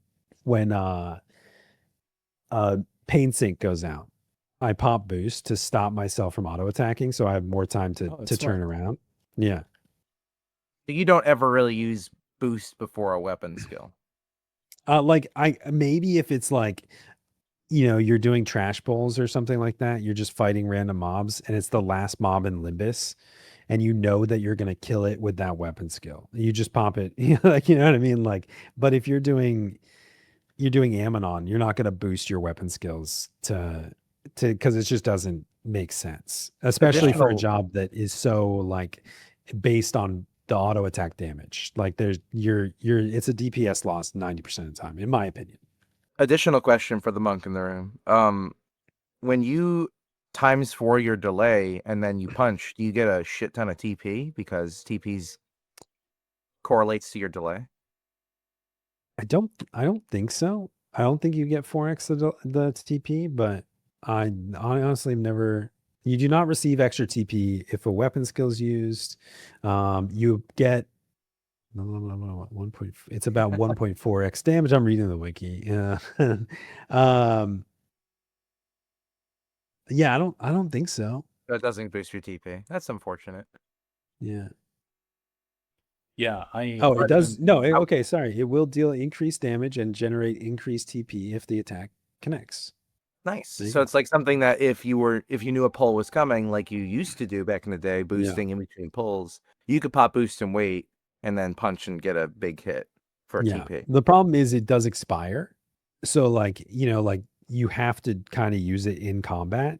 If you Yeah, you gotta precast time it by the time you pull your weapons out because the extended delay, it'll have expired and then you've just been standing there for no reason. Well, I would say But something comparative would be Dancer. Dancer uses Presto and times it so that yeah, when they engage, it'll be right around when Presto's going to wear off, so you get a double yeah. Presto. But for Okay. boost nowadays, like it might have all these cool effects, but 90% of monks or more use it as a meditate with the Ask Sash. Mhm. Yeah. But that's really cool to have, an item so powerful that it turns your job ability into meditate. Yeah. Yeah. I'll be honest, like I don't even play monk. But I was mad when I came back to the game and boost wasn't being spammed before like every weapon Oh skill yeah. or Yeah. like before or using it to like hit stacks to do a massive chi blast or something. I was pretty Yeah. upset with that. So like I wouldn't be mad if they rolled back that specific Mhm. update, like just like they did with the Afflatus Misery thing, just get rid of it Get rid of Asuna. I'd still make it wish. bad. I still Just- wish we could take amnesia off with misery, but whatever. I think Sheep and Chakra remove. Chakra's busted actually. I don't know if Chakra can remove amnesia. It can remove taint Well, no, it can't without a remove key amnesia item. because it's a job ability, but Yeah, that's true. Yeah, right. like, can it remove like everything else that's really shitty? It can remove like if you don't have the key item from Botulus, you can take taint off from Dartok with Chi Blast. That's pretty It wild. can remove a ton of stuff that normally isn't removable. Equipment bonuses to remove paralysis, disease, plague, blind, poison, taint. Those are specific. I thought it'd be more than that. It's kind of like the Rune Fencer job ability then, where it can remove most stuff. Oh, Vivacious Pulse. Yeah. Yeah. But it heals a lot more. Yeah, Chakra, it's basically a full heal. Mm-hmm. And what's Very strong. I guess like what other abilities are important to Monk? I know People are really there's- interested in counter. Counter's a unique monk attribute. And you get multiple abilities that augment it. You get perfect counter and counter stance. Mhm.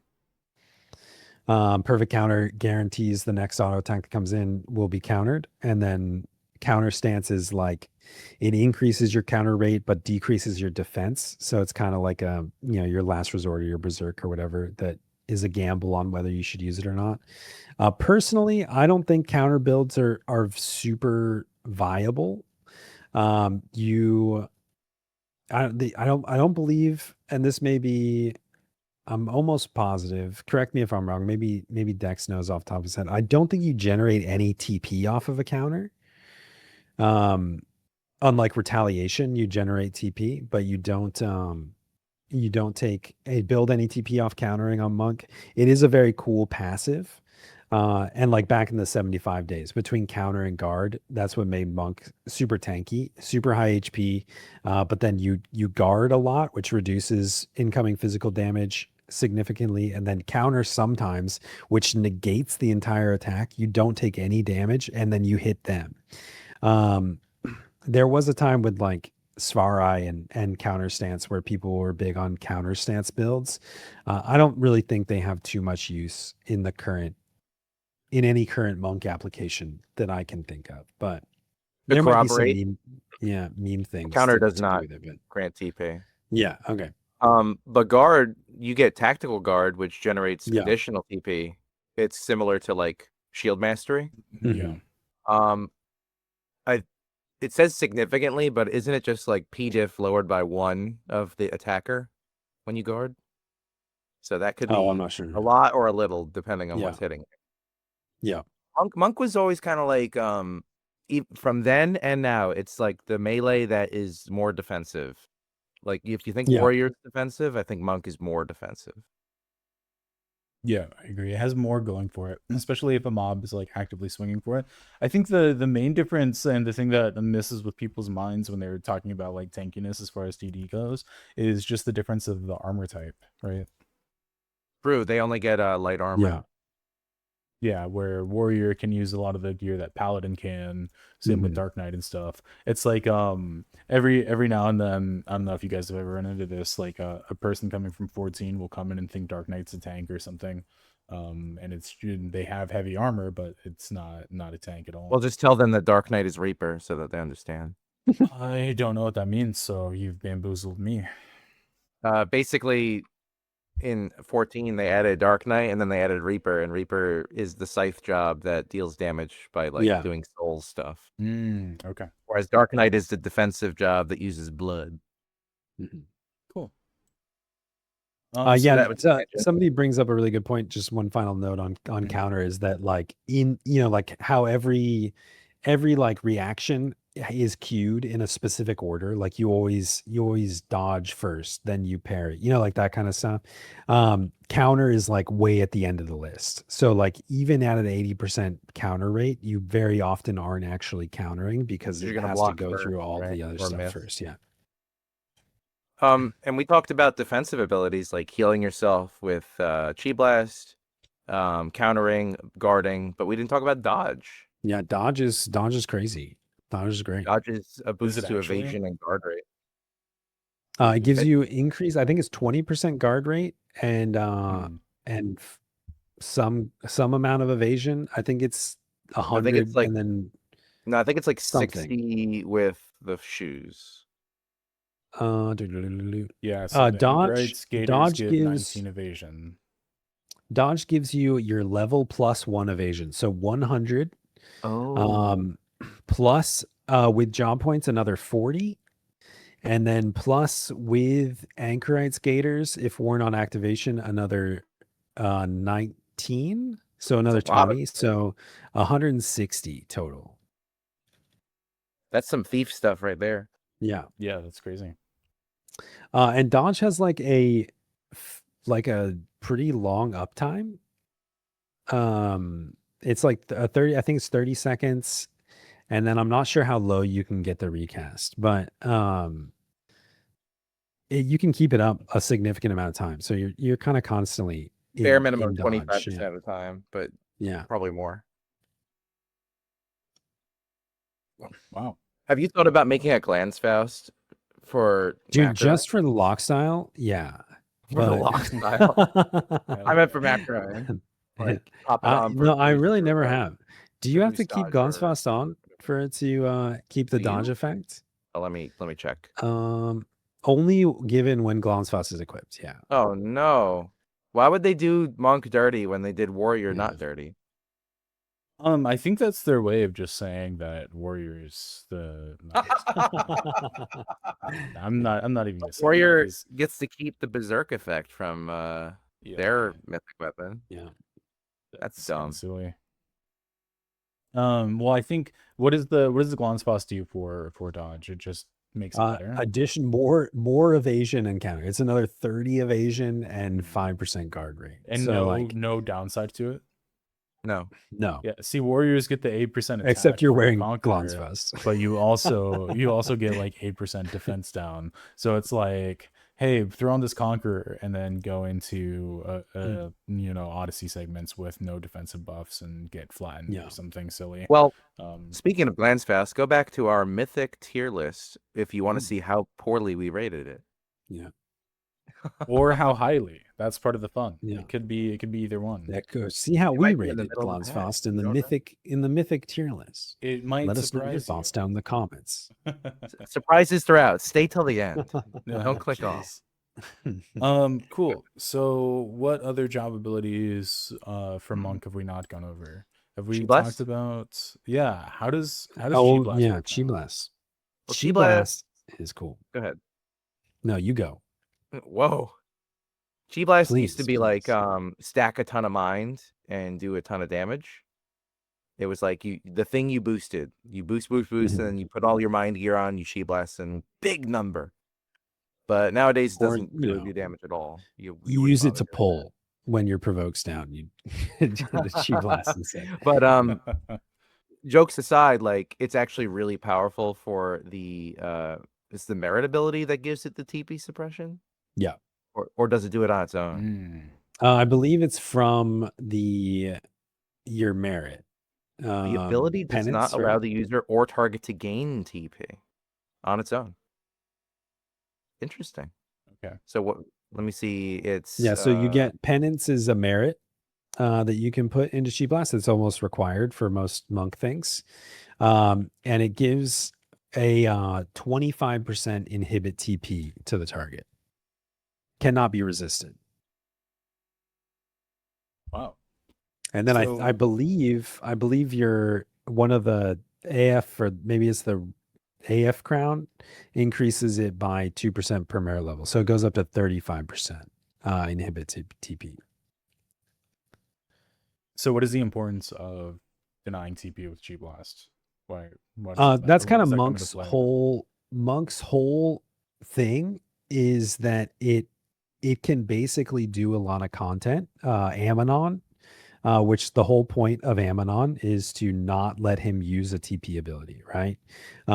Same with Odin, same with Lilith. A lot of these like HTMB fights, you want to prevent your target from using TP abilities as much as possible. And when you do a traditional Ammonon fight, for example, you're building TP on Dancer through Reverse Flourish. Monk builds their TP by auto attacking Ammonon, which seems insane, but between the combination of Chi Blast and Shijin Spiral, which gives Plague, Monk can effectively like auto attack without giving. I think they can basically, for a certain duration, while Chi Blast is up and Shijin Spiral Plague is up, like you can continue to auto attack and they'll never build enough TP to do a job ability. Well, this is completely ignoring the fact that in addition to that, Monk is the job in the game that effortlessly caps Subtle Yeah. Blow. Yeah, they And are the subtle easily blow job. hits Yeah. easily hits 75% with the Mhm. gear. So you're doing 25% of your normal hits TP is Mhm. fed to the mob. So they're And they're getting gaining 1/4. and they're gaining only 65% of the TP they would generate. Yeah, And they they're like also have Plague. 1/4 the speed getting to 1K. Yeah. And then you occasionally just say you don't get TP anymore with Chi Yeah. Blast. Yeah. And then the plague kicks in and they lose TP. Yeah. So So I like have when I said a random question. go ahead. Yeah, And sure. Mhm. here's my question. So Monk has its plague from Shijin. What makes that Yeah. better than Samurai's plague from Blade Bash? I think it's the same. Right. It is. But they're both minus 50 TP a tick. But I'm Yeah. curious Yeah. like what sets it two apart as far as like TP denial spells go. Monk more easily gets Subtle Blow. Like Samurai can cap Subtle Blow, I believe, Yeah. with a White Mage. With Right. Auspice up. And Subtle Blow Yeah. 2 is definitely more available on a Monk, I assume. But then regardless, Samurai cannot use Penance. Penance is disgusting. There's no inhibit TP on Samurai. Also, Samurai's Blade Bash is what, like a 3-minute cooldown, or Shijin Spiral is Is every at your time whim. you have TP. You know, Yeah. like, Yeah. You guys you both passed the test. So good job. mhm.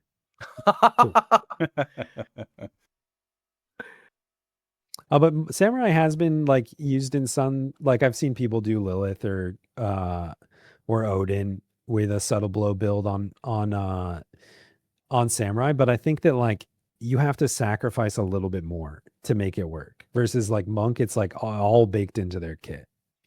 Yeah. They're gonna have Let me all double the check. stats Subtle anyway. Blow.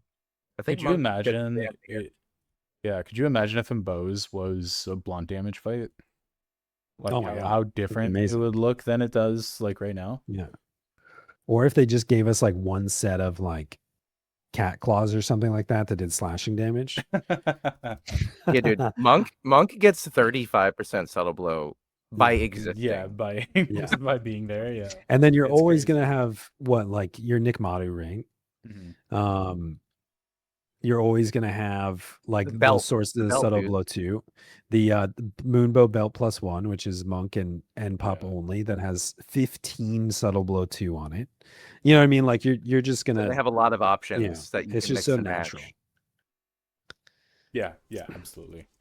I would say like Samurai and Dark Knight have been used in Subtle Blow ways, but it's mostly to like ease the healing. It's like I'm doing 50% less TP generation and I'm gonna get a TP move off eventually, but I'm doing it less often so the healers aren't gonna suffer. But with Monk, you can kind of full stop TP if you want to. Yeah. Especially with like And random it's, deals for there's Chi still Blast. like a little bit of like, with, it's not 100%. You're not like, fully negating by being a monk them the ability to build TP. Like on Ammonon, which I've been doing a lot of Ammonon monk, like I still have to stop and turn around every once in a while if it gets a little hairy. The You kind of party's rely still on random spamming deal, absorb right? TP. The party's still spamming absorb TP, stuff like that. But like you are still auto attacking Ammonon. Like it's enough that you can fight Ammonon without worrying about him weapon skilling constantly. Yeah, it's probably I mean, I think Samurai has been used for that, but I think Monk has a lot going for it in the department where you're suppressing TP, you're more than likely doing more white damage. Like It's just more safe. Yeah. I think Monk for a lot of these things, like if you're doing Ngai, you're feeding so much less TP, and the white mage is already in a stressful position, so it pairs really well. Where there's less curing that's required because there's less TP being fed, and Monk can also like guard itself and heal itself in a pinch. So those high stressful fights where things can just one shot you out of nowhere, or they do huge TP moves that are unable to be cured through, like it allows you to persevere through these things. That's not even including Mantra. Mantra like is really I was gonna nice say, ability. have we talked about the merit job abilities yet? No. Yeah. Outside of penance, I don't think we have. Great. So what's to do with Mantra's Mantra? awesome. It's Mantra kind of like is a Drain 3, whole but party. a job ability. Kinda. The whole party gets a flat boost to their HP for like 3 minutes. Yeah, it's kind of like that, just completely different. Well, no, I knew what you were getting at, because when you drain 3 something, you see Dark Knights at like 8,000 HP a lot. Yeah. Yeah. It's not completely different. It makes your HP go big. Oh, yeah. I think it's with all the buffs, it's like a 30% increase to your HP. Which if you have like, you're master leveled up on Monk, you probably have like 4,000 HP. So you're getting another, 1,600 or something. It's pretty substantial. I think it's 34 with the shoes. Oh, really? Yeah. So it's Damn. 4% 4% per base. merit, and then the shoes increase by another 2% per merit. That's Damn. 6 times 5 is 30 plus 4. A Galka monk with 2,000 HP and Mantra level 3 uses the ability on a Taro Black Mage with 700 HP. The monk's HP is raised to 2240, and the Black Mage's is raised to 784. Dang. Okay. That's crazy. That's a very cool What's specific, crazier about that example is how low the Black Mage's HP is. Yeah. Yeah. You know what actually pisses me off about Monk besides the boost thing? You know what really grinds my You know what really grinds my gears? What happened to Formless Strikes? That ability sucks now. That was cool. It sucks now, but it was cool. Yeah. I think maybe. I can't. Formless Strikes. The worst thing about Monk, still has. Go ahead. I think the worst thing about Monk is that ability and the fact that there aren't practical situations to apply it to. I feel like Formless Strike should kind of just like, what is the target's weakness damage, and Formless Strikes makes your damage type that damage. Oh, see, that would be badass. Yeah. If you because then you pop Formless Strikes and you switch to piercing or something. You're fighting a bird, pop Formless Strikes, you're doing Yeah. piercing now. Yeah, that would be amazing. That would be cool. I'm down I for always that. thought Can it we should make just that deal change? all types of damage. I think At the same time, yeah, why not? Like That's it wouldn't cheating. increase your damage; it would just lessen your resistance. I mean, that's exactly what I'm saying, but yeah, less complicated. yeah. No, that I know it would accomplish the same thing. I just think my way is simpler. But Probably yeah, a I little think bit more it's just powerful. how you describe it. But I think that Formless Strikes, it makes you do quote unaspected damage, so it's like non-elemental, non-physical. But really, the it's biggest breath problem, damage, isn't it? yeah, I guess so. Yeah, the biggest problem with it is that it doesn't apply to weapon skills. It only applies to your auto attacks. Yeah. The only practical application I've really ever found for it is if a mob invincibles. You can pop Formless Strikes and do a little bit of white damage as everybody waits for Invincible to wear off. Or Onichifora. Onichifora, you can, when he goes into physical absorb, you can pop Formless and still do a little bit of damage through that phase instead of just sitting there waiting. Is this the real Varethragna meta? Is Formless Strikes in those specific scenarios? Yeah, sure. Okay. Great. Yeah, or Varga. I guess yeah. Oh yeah, or Varga, I guess. But I feel like Varethragna's proc rate is a tiny bit higher, probably not very much in the grand scheme. But yeah. Well, shit. If you guys were here's a random question, and this is not to say that Monk needs fixing because I don't think it does. I think it's in a really good spot right Monk's in now. a good spot. If you were to change formless strikes to wait, we just fucking had this conversation, didn't we? We just Yeah. I was gonna ask. no, I mean, I was gonna I ask think like, how do We're you guys way change ahead of formless you, strikes? We just chat. talked. yeah. Yeah, Way I just, ahead of you, chat. yeah, slipped through my mind. I was gonna Right? say like that was I was actually gonna say that before we started talking about formless strikes is like Monk, like I was assuming we were gonna save Monk it for like kind of suffers later, from the but same like thing that like Dragoon does, right? Where except it doesn't have Savage Blade to fall back on, where you're relegated to blunt damage. That you can't do slashing, you can't do piercing, you're just gonna do blunt. And so anything that isn't weak to blunt, or is especially stuff that's resistant to blunt, you're just gonna have a really bad time because there's nothing you can switch to.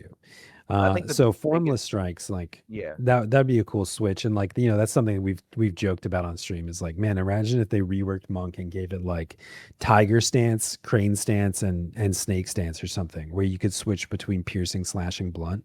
It would be busted and broken, and you would only use Monk ever, but it would be amazing. Yeah, Unironically, I think Monk would see like it would be like a top tier DD if it could just Yeah. do all the damage types. yeah, I think Formless Strikes being all types accomplishes that exact goal, but maybe not as well because there's a timer to it. Right. In the same vein, like if we're having a wish list, I wish that Monk's Rimas each had a different damage type. Like if yeah, they that'd have be like cool. the pointy stick ones, Right. those should do piercing, and then Yeah, the one like your that has like Svarai. You have your Svarai that are like, Cesti. Cesti should do blunt. Bagnax should do slashing. Oh, you And know the names. Utas Oh, or God. whatever should do your Katars should do piercing. But I get it. I get it. They had hand to hand previously that had different damage types, didn't they? I mean, They most- did. There's like a few random weapons. I think there's some like swords, for example, that are Yeah, most weapons tucks, have that have a piercing version. have a weird one. I know, Yeah. I know, like the Dagon type or type swords too. Mhm. But I thought Monk had Yeah. a hand to hand that also did like slash or piercing or something like that. I Maybe I'm think misremembering. you're right. It's very Um, low level though. Yeah, it's Yeah. very low level. It's not relevant anymore. But I guess what I'm getting at is I don't understand why they continued adding swords like the Demersal Dagon that has piercing damage, but they failed to add any sort of option for Monk. And was Yeah. that an intentional thing? They were like, no, we don't want Monk doing multiple types of damage because then they're going to infringe on Warriors territory, or was it like an oversight? I'm just kind of The problem was that even with those types of weapons, the weapon skills were unaffected. Yeah. If there was a Well, I way mean- to change the weapon skill, that would be insane. Yeah. I think the problem is that also on top of that like those weapons ultimately become non-Rima weapons, right? And so like if you're switching to a non-Rima, non-ultimate track weapon and you're still doing less damage than your negated blunt damage would have been doing, it kind of doesn't factor properly unless it's like a 100% damage type reduction. So I think that like having a specific weapon that changes your type doesn't really like help unless it's different Rimas, and then that creates a different problem in my opinion. I don't know. That's I a think problem it's just, I'd like to have though. I would like yeah. Trima to have a different type, and it changed your weapon skill. That would be awesome. This is kind of going down a tangent, but I'm curious what you guys think here. Do you think like exclusivity is better for the game overall? Like the ability to specialize in certain damage types and have Monk shine in and Guy and Gigalorum as opposed to like other stuff. Do you think that's better for the game overall, or do you think it should be more inclusive?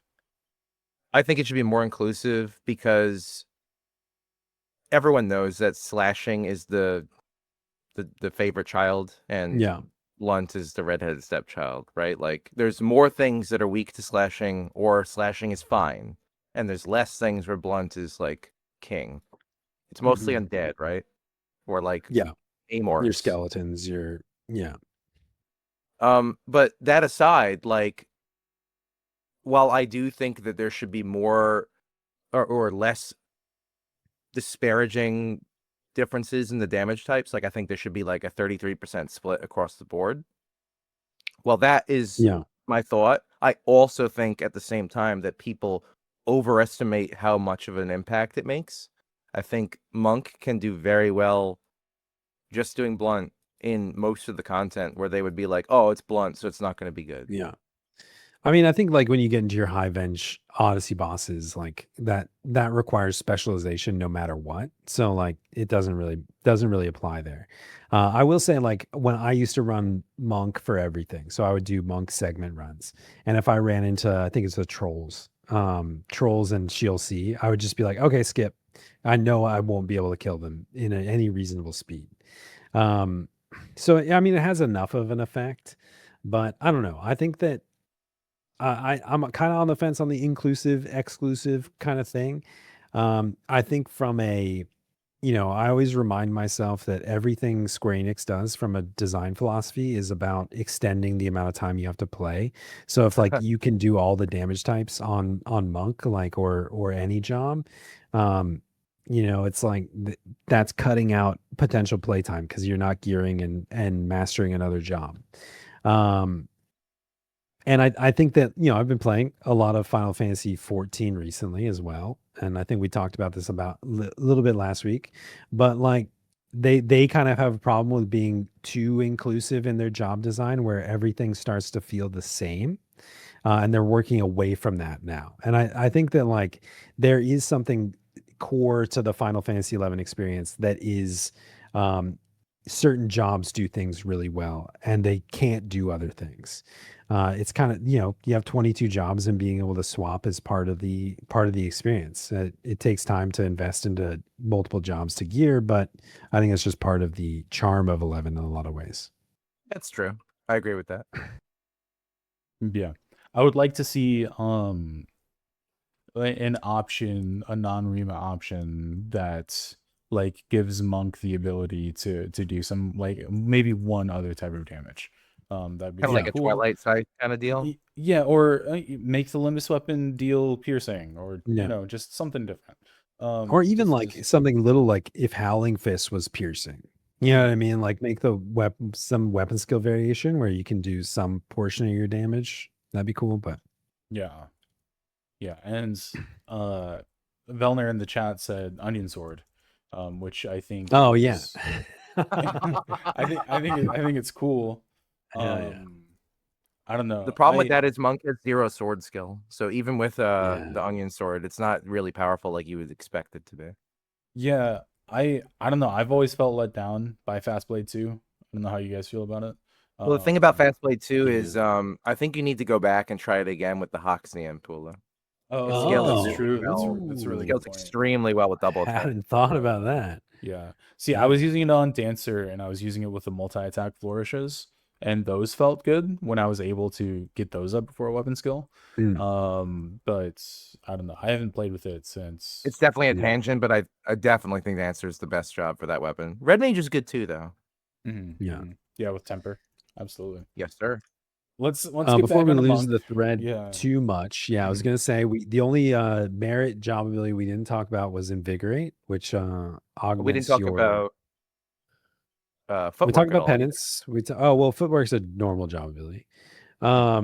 We can talk about footwork, but Invigorate just adds a regen to your chakra, and chakra's strong enough already. You're not really gonna you don't survive put any off points of into that. Invigorate. You want your mantra and your penance mostly. Okay. Fair enough. Yeah, so footwork. Here's the thing that's always confused me about Monk is it has good weapon skills, and then it has better weapon skills, or maybe it has okay weapon skills and then it has really good weapon skills under footwork. What's going on with that? Because you change between like 6 different weapon skills, I feel like, when Monk. Yeah. It's completely dependent on whether or not footwork is up. Does impetus play into it, like with Victory Smite?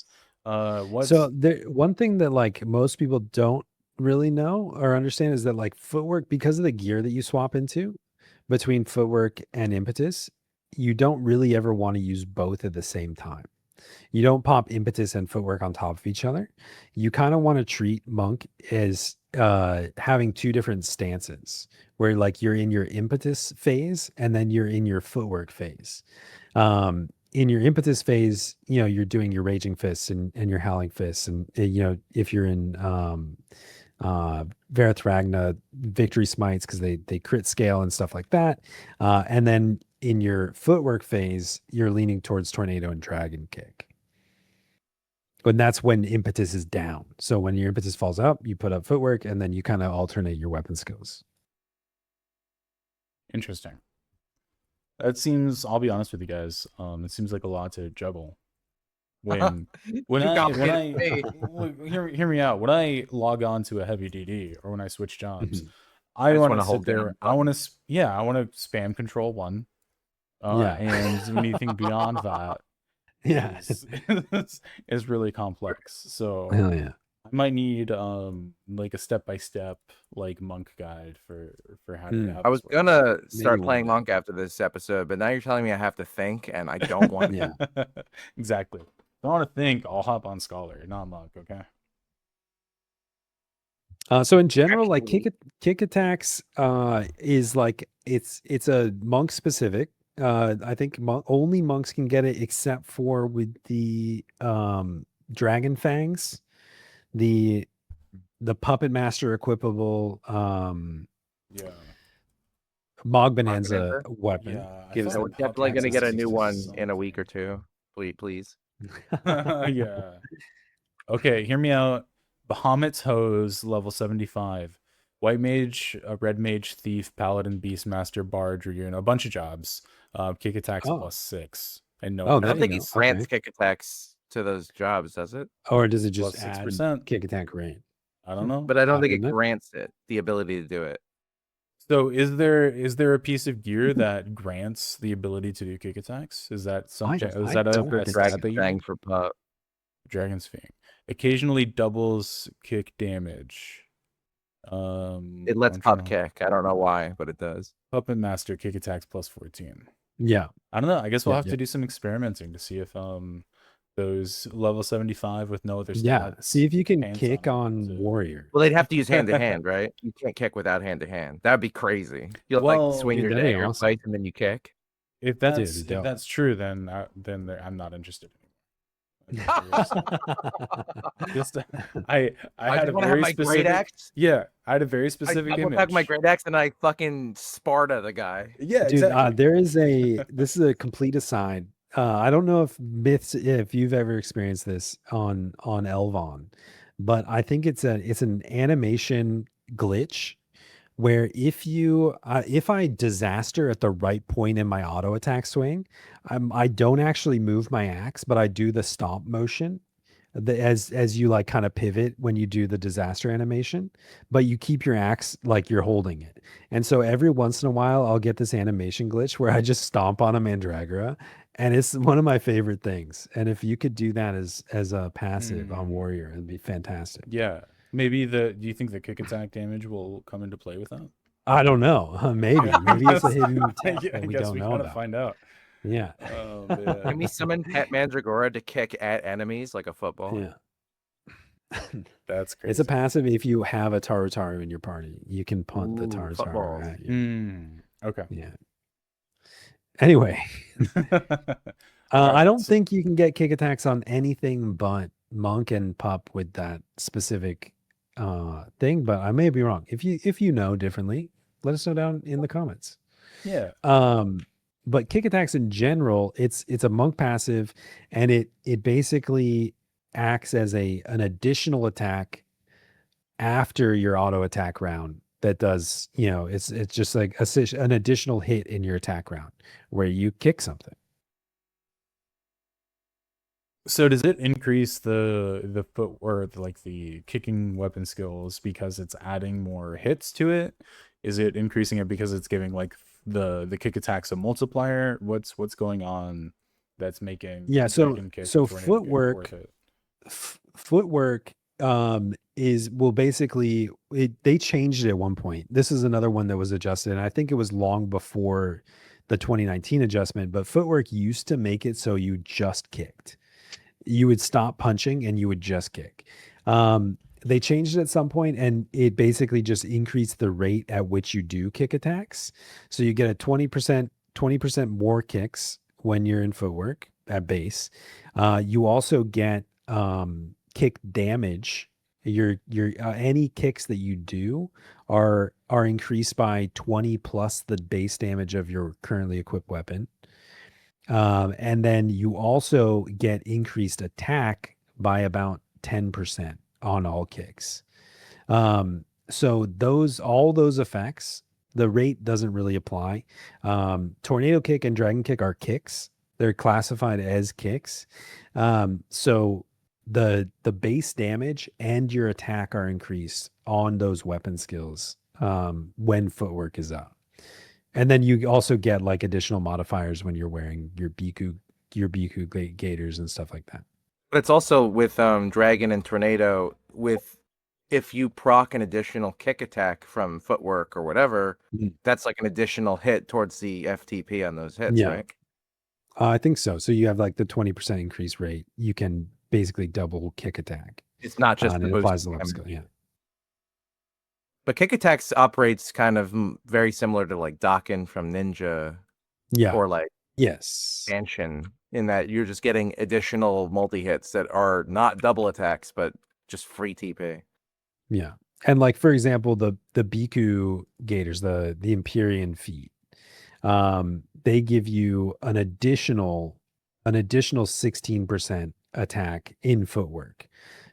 So like when you dragon kick, your attack is 25% higher in dragon kick while you're footworking, plus additional base damage compared to whatever. So it makes it those weapon skills just hit significantly harder. Oh yeah. Are there any other job abilities or any other like unique traits or anything that we haven't discussed for Monk yet?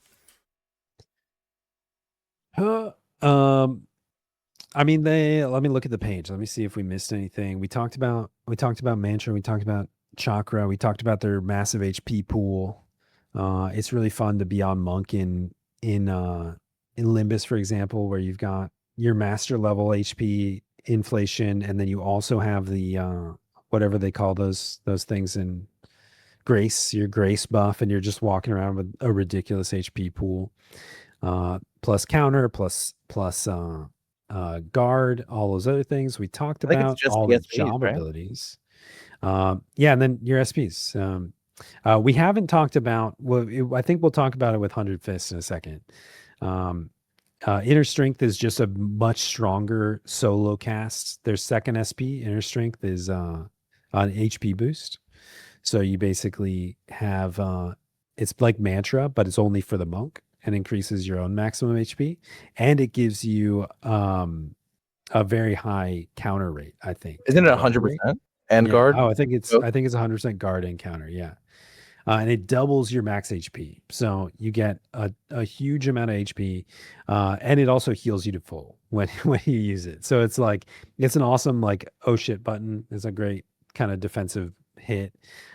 Their primary, the one that everybody remembers, is 100 Fists, is the level 1 SP, which reduces your hand-to-hand delay by 75% or something like that. And that's what I was going to say. The thing that we haven't talked about yet is Monk's really weird martial arts delay thing. And I don't know how much we want to get into that. I'd have to refresh myself on all the weird math. But well, the thing about it, right, is that naked hands have a base delay, and then the hand-to-hand add to that base delay. Mm-hmm. And it's a lot more cryptic than looking at a weapon with its delay.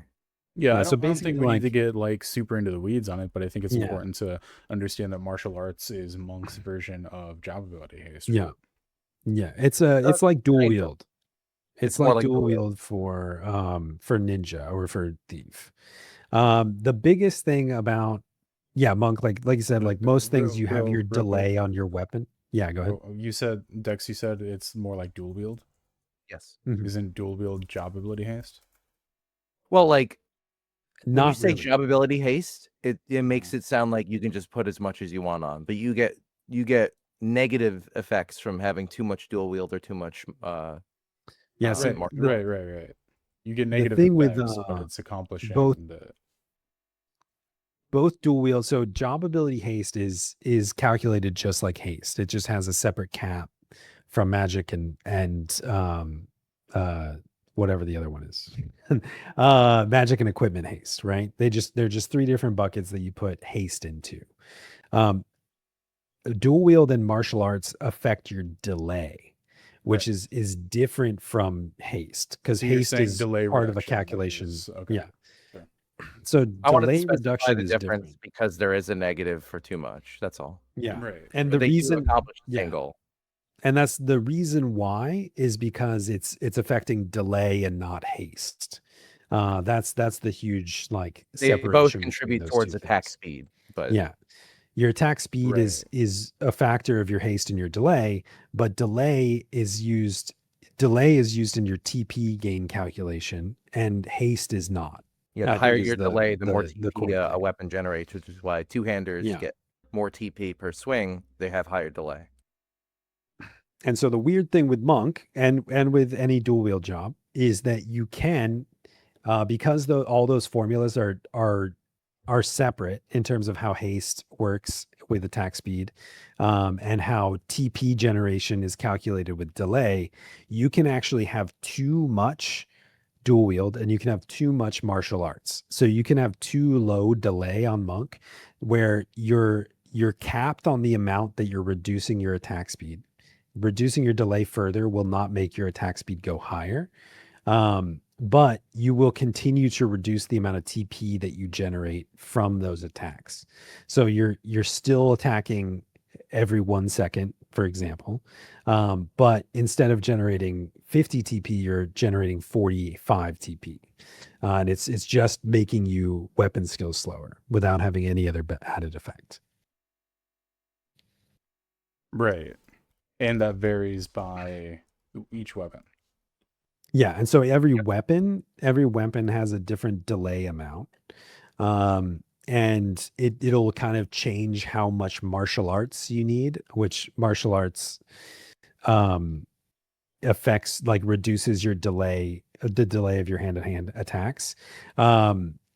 It'll affect how much martial arts you need in gear, essentially, to have the maximum attack speed increase without affecting your TP generation.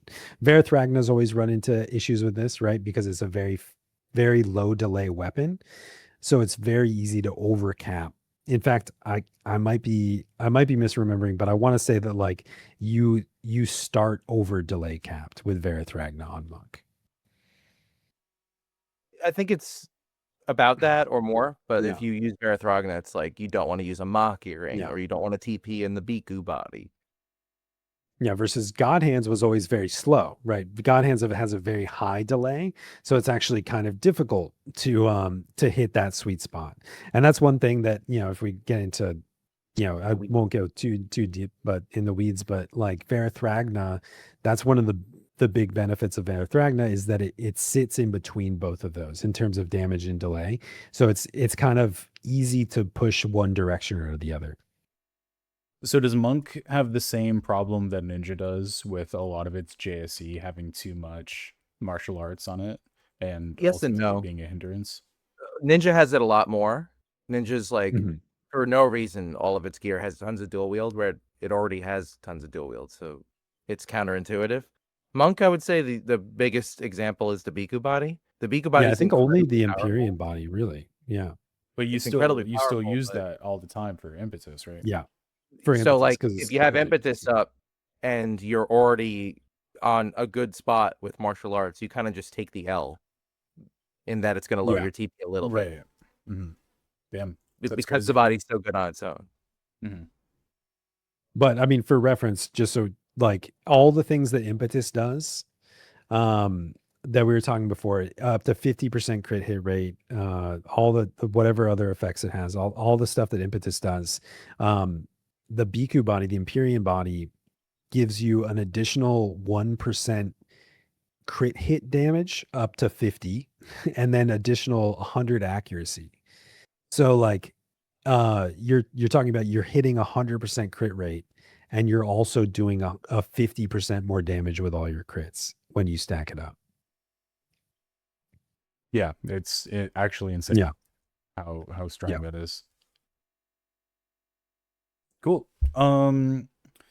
Are we good on martial arts? Is there anything else you guys wanted to add for that? No, I think that's about it. It's weird, like I would just say, like, if you're getting into monk for the first time, don't go down a martial arts rabbit hole. Like, don't worry about it yet. Right. It only matters once you're in this situation where you're like haste capped and you're very high buffed, and you're trying to min max stuff. But there's you'll have to do some math or find a calculator for it. Mm. Yeah, and it gets fine tuned for Yeah. just about every situation when you're switching weapons and stuff like that. It's kind of crazy. So if you like math and being busy, which you like, the more we talk about monk, the more I'm thinking that it's just not the job for me. Yeah, I will say, like, when I first started, when I was back, like, just came back to the game, I had my Svarai, I was joining this Dynamics Divergence group. That was the meme. They would always make fun of me because I was popping like 12 job abilities all the time. Just like focus, impetus, dodge, like berserk, work right. It's like between every single pull, I have all these job abilities going off. But oh man, that's funny. So what do you guys think about the Rimas? Like, let's start with Svarai. How's Svarai for a monk, and do you recommend people put their time into it? I think Safari is kind of cute to solo with, but like Hegma was getting at, like a counter build is really the main purpose of wearing a Safari. But a counter build is also just not that good. You're kind of better off just killing the target faster in most cases. Yeah, final heaven isn't especially good weapon skill. The counter damage like gimmick is kind of cool, but it again, like, you're not going to build something. I remember just getting the relic triple attack damage on monk felt really cool, but ultimately it's like it's not really super viable. And then does it not it has like some kick attacks and subtle blow stuff, but it's just not a great weapon skill. If you're just coming back to the game, you're a new player, like, that's exactly how I used it. It was my first Rima because it was very easily accessible to solo and pick up a Sfarai, and it'll get you a decent amount, but you won't use it once you have other options. There's just very, very little reason to if wear you had to Sfarai. choose between a Karambit and a Sfarai, would you still go? I do Karambit. I would probably do Karambit. Okay. Cool. Yeah. And then when the new Limbus weapons come out and they're plus 300% piercing damage to all weapon skills. Yes. We'll that'll be cool. that, right? Cool. Yeah. Let's see what else. What we talked a little bit about Glansfost. Was there ever a time in the game where Glansfost was good? You guys know? Not really. I don't think so. It was always a meme. Really? That's kind of. The thing about the Mythic Aftermath is it only applies to the first hand, so you don't get the same amount of TP generation as other jobs would with their Mythic. Because you're like it's really not quite, but like when you're talking about main hand, offhand kick, and it only applies to that first auto attack. So like you don't really get as much of a benefit from it. Right. I mean, that goes for all dual wielders, but yeah. Doesn't Mythic Aftermath proc on weapon skills? Does it not? I feel like I've heard someone say that before, but I can't remember if that was verified or not. Don't know. I don't know, because I don't really play monk, and that's one of the only jobs that would really matter for that. Like, I don't think that would even if it did by itself, I don't think that would be enough, but it would be interesting because, like we've talked about, monk has so many FTP transferring weapon skills. Yeah. Let me see if I can find it, but it was there. Really, Glansfoss has just always been kind of a meme. Yeah. Again, like Ascetic's Fury isn't an exceptionally good weapon skill. The focus and the dodge stuff is unique and very cool, but I don't think it's enough to really make a huge difference. Like when you're talking about the amount of crit that you get from impetus and focus and all these other things, getting another 3% crit hit rate on focus isn't enough to like swing it into being super viable. Yeah, you just have better options, I think, in the other things that exist, God hands especially. Yeah, I guess the next one after the mythic would be God hands, wouldn't it? Well, Verthragna, Ragna, yeah. which were the Would king for a long time. Just like I think, like every Empyrean weapon, they've kind of all fallen off. There's the Kalidbolg meta, there's the Verthragna meta. mhm. Same thing where you don't get the triple attack damage across all of your attacks because it's split into so many different things. I'll finally say that correctly, whereas I get corrected every single time I talk about it because I say the opposite. Right. But yeah, the triple attack damage is cool. They're very fast, weapons. Like, just to compare, God hands is how much delay? God hands have plus 138 delay. Verithragna are plus 81 delay. So like they're super fast and they're very easy to overcap that martial arts. So you have to be careful with that. And Victory Smite's good. Victory Smite's a decent weapon skill. It was kind of meta for a while, but there are better options now. They're cool, but I think that nowadays God hands pulls ahead in most scenarios. Do you think if you were a new player coming up or like intermediate end gamer, would you make Verithragna or would you just skip him completely for God hands? How much how much access do you have to an Aeonic link shell or people that are merking it or whatever else? And do you have the means to do God hands? Then get those, absolutely. But also, Then balance that with, do you want to do Chloris? I was gonna say Verithragna has one of the worst paths of all. Yeah. Or it Yeah. sucks. So that's like subjecting yourself through misery when God hands Yeah. is somewhat comparable and better in Mhm. some scenarios anyway. Yeah. I mean, ultimately, like there are a lot of people that we talk to streaming. I'm sure you talk to a lot of the same people that are like, "Oh, I only play solo, and I love Monk." And it's like, yeah, then Verithragna is a really good option. It's going to take you a while to grind Yeah. them out, but you can do it solo. But if you're playing in a link shell, or you have a group that is willing to do Aeonics, or you have access to that, then God hands are going to be substantially better. If they Yeah, only play absolutely. solo, then Yeah. an Ionic is not really on the cards. Yeah. You guys don't solo your Aeonics and didn't do that when you came back to the game? No, Or do I you? didn't. No, it's hard and finding groups is hard. So yeah, I think Yeah. that's a really good thing. I think just God hands boosting the TP or with the TP bonus is just so strong for all of Yeah. the weapon skills that Monk has. And then I guess the only one that's left over is the Prime. What do you think about the Prime, Higma? Yeah. The Prime, like I still use God hands over the Prime fairly regularly. I think again, like the Prime is one of those weapons that's where God hands used to be the really slow, heavy hitter. Verithragna was the really fast white damage. Everything about the Prime is directly in between, right? Like it's in the middle in terms of delay. It's in the middle in terms of damage. Um, the weapon skill is, Marukala is okay, but it's not going to stop you from spamming Howling Fist, Dragon Kick, Raging Fist, all these other things.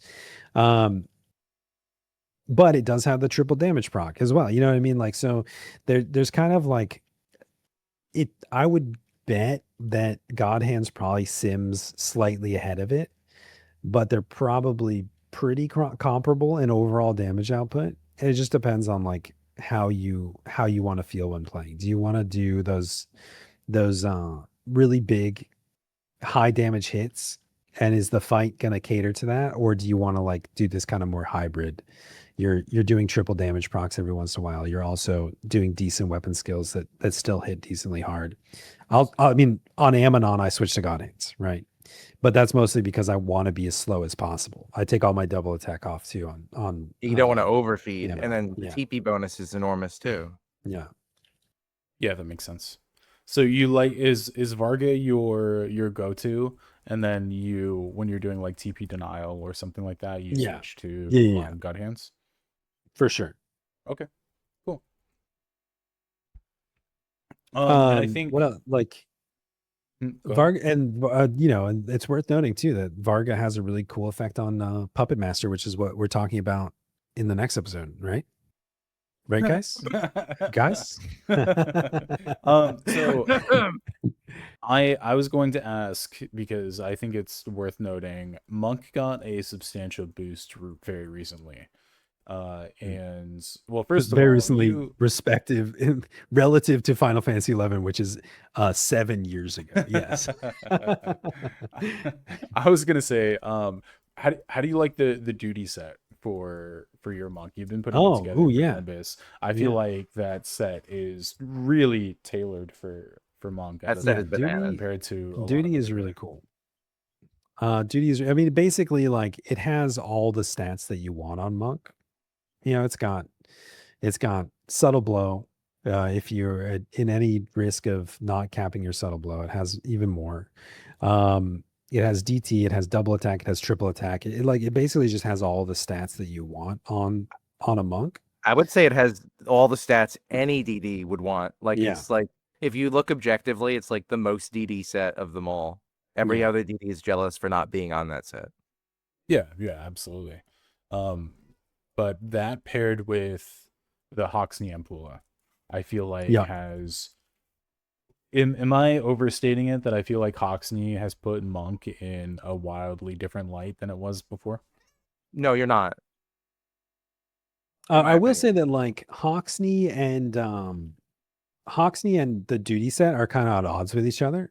Yes. Right. Because like you have all this double attack and triple attack on the duty armor, but you don't really want to use it while you're using Hoxie. That's going to just set you to a flat 100%. The triple is fine. The double is not so much. But you do get you get all the other stats. There's a bunch of other stuff on duty that's giving you a positive boost. Without looking at it with a fine-tooth comb, I would wager that with a Hoxney build, you wouldn't 5 out of 5 the duty set. Yeah. You would use some duty, I'm sure, but things like the Biku legs that have enormous store TP probably pull ahead, or maybe some Impaka gear with triple attack might pull ahead. I haven't looked at it, so don't quote me, but that's just my guesstimate. Yeah. But I mean, otherwise, like duty is really strong, and like we haven't really talked about Hoxney in terms of how that has kind of brought a resurgence of interest in Monk in a lot of ways, because you can basically just set yourself into a ridiculous amount of store TP gear, take all the double attack out, and then you have 100% double attack from It's without a doubt the best job to use Hoxney. Like, and all of leaps and Monk's bounds. weapon skills are very receptive to friendly. double attack, so it's like it just becomes a ridiculous thing to do. It's very fun. It boosts Monk's DPS by like anywhere from like 30 to 60% depending on the content. Yeah. It's really gross. I pulled so many demons just now. Did they was there a Monk Ammonon or 9 boss presentation set forward before the Hoxney came out? Oh yeah, in fact, I actually don't use Hoxney on Ammonon. Maybe for 9 boss, sure. yes. Sure. But I don't want to multi-attack too much when I'm auto-attacking Ammonon. Right. I guess it would play a much bigger part on the rest of the run for the rest of the bosses. Yeah. I'd say if you got more comfortable, it's definitely a lot stronger. Cool. But yeah, I mean, I don't know. I'm sure that you could. I've never done a 9 boss on Monk, but I'm also not very good at playing Final Fantasy 11. So like, but I don't know. Well, like I could someone like see- Sturk is not controlling. He's got a lot of things going for him that he's able to focus solely on what he's doing. You know what I mean? Yeah. And so like, I mean, I imagine you probably could do it without the Impula. It's not like a requirement to doing high Monk damage, but it definitely helps. Absolutely. Cool. Well, that's all I had for Monk. Did you guys have anything else that you wanted to discuss? Monk is great. The Monk is really cool. Monk is I slept think on. that I think again, like one of the biggest optics problems with Monk is that a lot of its damage is moderate, but it's spread out across like a longer period of time versus we're used to seeing like polearm weapon skill do big damage, warrior weapon skill do big damage, like, and so you don't as often see those really big hits unless you get a proc or like a multi-attack proc on your howling or whatever. So that kind of creates this illusion that it's not doing as much, but I think Monk's really strong. We just need those stances. We need those to be able to switch into piercing stance, and then we'll be unstoppable. I will say, I didn't really get into this earlier, but I truly think that Odyssey coming out skewed a lot of people's perception as far as damage resistances go. Yes. Most likely because Odyssey was like the only content a lot of serious endgamers were doing, so Yeah. they would completely discount any damage type that wasn't directly related to the fight that they were doing. So in the grand scheme of things, everything outside of Odyssey isn't really as impacted as much as the damage types go. Yeah. I think it's more of taking advantage of certain weaknesses. So I think overall, like Monk is in a really, really strong spot. And I Yeah. think it's just as a community, we're kind of working past that stigma right now that came along with Odyssey excluding so many different Right. jobs. Prior to Odyssey, I'd say Monk was very popular in all content. Yeah. Omen, Dynamis, etc. Yeah. Yeah. I mean, I always used it for Omen, on K. I do Monk on K because you can do a Radiant 6-step. Pretty easy, very fun. There's just so many cool things you can do with Monk. And again, like the subtle blow, like I don't want to like. I used to do when I first started doing Sortie and I was doing Dartok, we did a super buff Monk strat, and like I was only doing like 6 bosses. This was before I was doing Gartel and Aita and stuff. But like I was much slower because Geo and nobody else was engaged. It was just the Monk fighting. And there were so many times where I'd be fighting Dartok for like 5 minutes. Like a really long Dartok fight, but I would never get a poison cloud because he just never had TP. Awesome. It's like it's crazy. It's crazy when you see subtle blow working and that like plague and the penance and everything stacking on top of each other, and you really like experience it for Odin or whatever else. Like how much it negates the mechanics of the fight by not letting the enemy do anything. And I would say That's crazy. It's crazy when you don't see it work and then it explodes Yeah. and everyone Oh yeah. dies, Exactly. like, immediately. I don't really use Monk a lot, but I would say the fight I've used Monk the most on is like Kate Sith. Oh yeah. Like being able to do VD by just buffing the monk and going in and blasting before it kills you with a random holy or whatever. Yeah, I actually did Kate Sith recently. I was getting something from my puppet master, with the earring and the ring or whatever. And I had only ever done Kate Sith one time when the fight had just come out. And so I was stressing in the chat. I'm like, but don't I need to get my HP to a prime number or something, like all this complicated stuff? And they're like, dude, just switch to monk and kill it. I was like, oh, okay. Yeah. It do be like that. Yeah. Oh yeah, I forgot. Kate Sith came out like 7 years ago. Whatever time. Yeah. We've got a lot of gear since then. Do you have a favorite fight that you use monk on? Because I know you play warrior a lot, but what do you switch to monk for specifically? What do you enjoy doing it? I mean, like Lilith VD, any of the HTMBs are really fun to do with monk. Because like all those things that require that kind of TP denial, but also it's like really being fun. able to panic heal yourself and stuff. Yeah. Monk is I actually really like using, this is my pitch for my prime monk, is being able to because Lilith traditionally, like you would have to, when she switches into ascendant, you can't do radiance anymore. So you can't do your normal 6-step Oh, but radiance. with You have Varga, to you can do start dark. just raging. But yeah, with Varga, you just keep going. You switch to dark when she goes ascendant. Super cool. Hell yeah. I love that for you. Yeah. Yeah. All right. I guess if we're wrapping it up, the end story is play monk. It's cool. Yeah. And it's fun. Cool job. And Monk is a cool Hegmo guy. approves. He's a cool guy, yeah. Mhm. I've met him. Right, He's sweet. So just a reminder, at the end of the month, tentatively the 23rd, like I said, we'll put out an official announcement. The great race over on Shiva. We hope to see Oh, yeah. people there. We will need some impartial judges.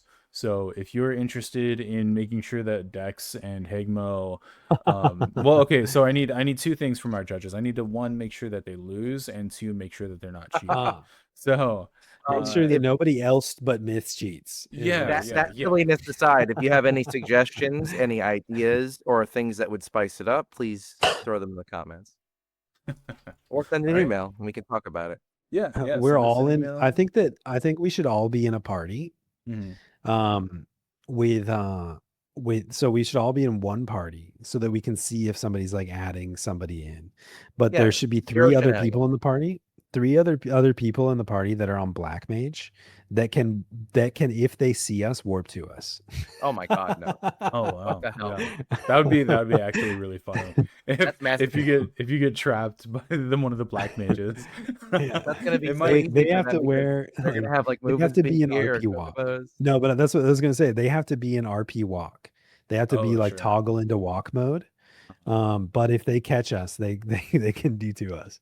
Yeah. That'd be hilarious. That might make the whole event last a little bit too long for us. Yeah. But it sounds fun. Well, All right. ideas like that, but maybe not so masochistic. You're one to talk, Dex. Holy shit. I Mr. like names. Windhurst. Yeah, okay. Listen, Winders, that's not as masochistic as having random fucking go back to town when you're walking. I think Winders is a route that is complicated, has a lot of zigs and zags, and can lead to some fun scenarios. That's all.